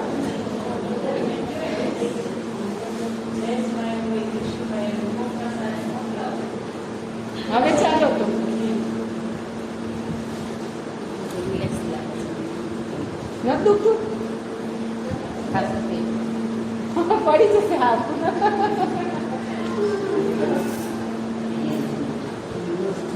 તમારી એક સુવાની ટેવ, બેસવાની ટેવ. ધારો કે સૂતા હશો અને પગ તમે મેં અત્યારે આમ રખાયો તો એવું રાખી શકો છો. આમ પડખું વાળી છો, એક પગ થોડો રાખો છો, ના બે સીધા જ સીધા રાખો છો. પછી જ્યારે બેસો છો ચેર ઉપર નીચે સ્ટૂલ રાખું છું અને પાછળ ગાડી રાખું છું. કઈ નથી, પણ કોઈક વખતે કે તમે કેવું છે આમ બેસો ના એવું કે આમ બેસવાથી એવું એ નથી પગ ઉપર પગ નથી ચડાવતા. પણ તમારી એક કોઈ એક હેબિટ હશે જે હેબિટને કારણે અહીંયા એલાઇનમેન્ટ થશે. પાછળ ગાડી રાખું અહીંયા નીચે સ્ટૂલ રાખું. એના કારણે જ થાય. આ છે બરોબર. હવે હું અહીંથી આ નોટને પકડીશ, અહીંથી ખેંચીશ નોટને, હું અહીંયા આધાર નહીં આપું અને હું આ નોટને ખેંચું છું તો શું પોઝિશન થઈ હશે? હે, નોટ તો ન આવી પરંતુ ઉપરના એલિમેન્ટ્સ ગયા ને. શરીરમાં જ્યારે ટેવ આપણી બદલાય ને ત્યારે આવા એલિમેન્ટ્સ બદલતા હોય. કેટલા અવાજ આવે તમારા શરીરમાં?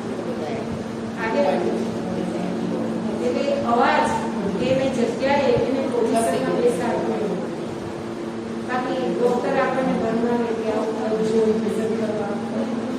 અને તું કરાવવાની નથી એવું વસ્તુ તું કરી નહીં તો આ જે પ્રશ્નો હતા એનું નિવારણ કર્યું. હવે મને લાગે છે કે આપણે અહીંયા આને સેશનને પૂર્ણ કર્યું. એ બતાવી ને કે પગ ઉપર પગ ચડાવીને બેસવાનું નહીં. એક વસ્તુ સીધા હાથ રાખીને આમ કરીને આમ સીધા સૂતા છીએ તો એવા રાખવાના નહીં. માથાની નીચે ક્યારે હાથ રાખીને સૂવાનું નહીં. પછી ઘણા સાદા હોય છતાંય તે હાથ આમ રાખ્યો અને બીજો હાથ આમ કર્યો અને આમ કરીને સૂઈ ગયા. એવું અહીંના ભાગની અંદર આમ સંકોચન થાય એ રીતે ક્યારે સૂવાનું નહીં.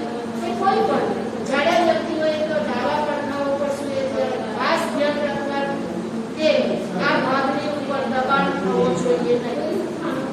તો આ બેઠા કામ કરે એ કાંઈ કરશું મોટી ટેવ છે. મોટી ટેવ છે. હા, તમે કરો ધારો થોડી વખત આમ કરીને રાખ્યું તો તરત જ સમજવાનું કે હવે આનો વારો છે. હા ઓલ્ટરનેટ થોડા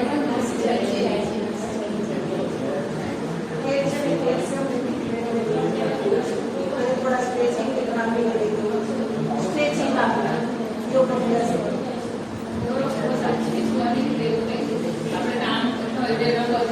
પડખું કરીને જુઓ ત્યારે ઘૂંટણની ઉપર ઘૂંટણ અને પંજાની ઉપર પાંચો રહેવો જોઈએ.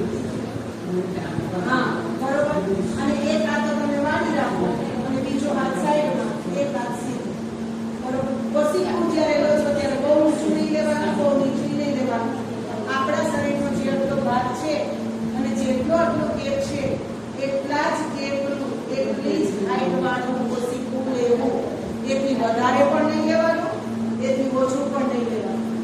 આપણે ભગવાને અહીંયા માપ આપ્યો છે. દરેકના શોલ્ડર સરખા નથી એટલે દરેકના શોલ્ડર પ્રમાણેની જ કોશિકાની હાઈટ હોવી જોઈએ. એ માપ. તો આપણું આઈના આ સેશનને આપણે અહીંયા હવે પૂર્ણ કરીએ છીએ. શ્યામભાઈ બહુ લાંબુ ચાલી ગયું. મજા આવી સવારથી તમારો લાભ લીધો હવે સરસ પાણી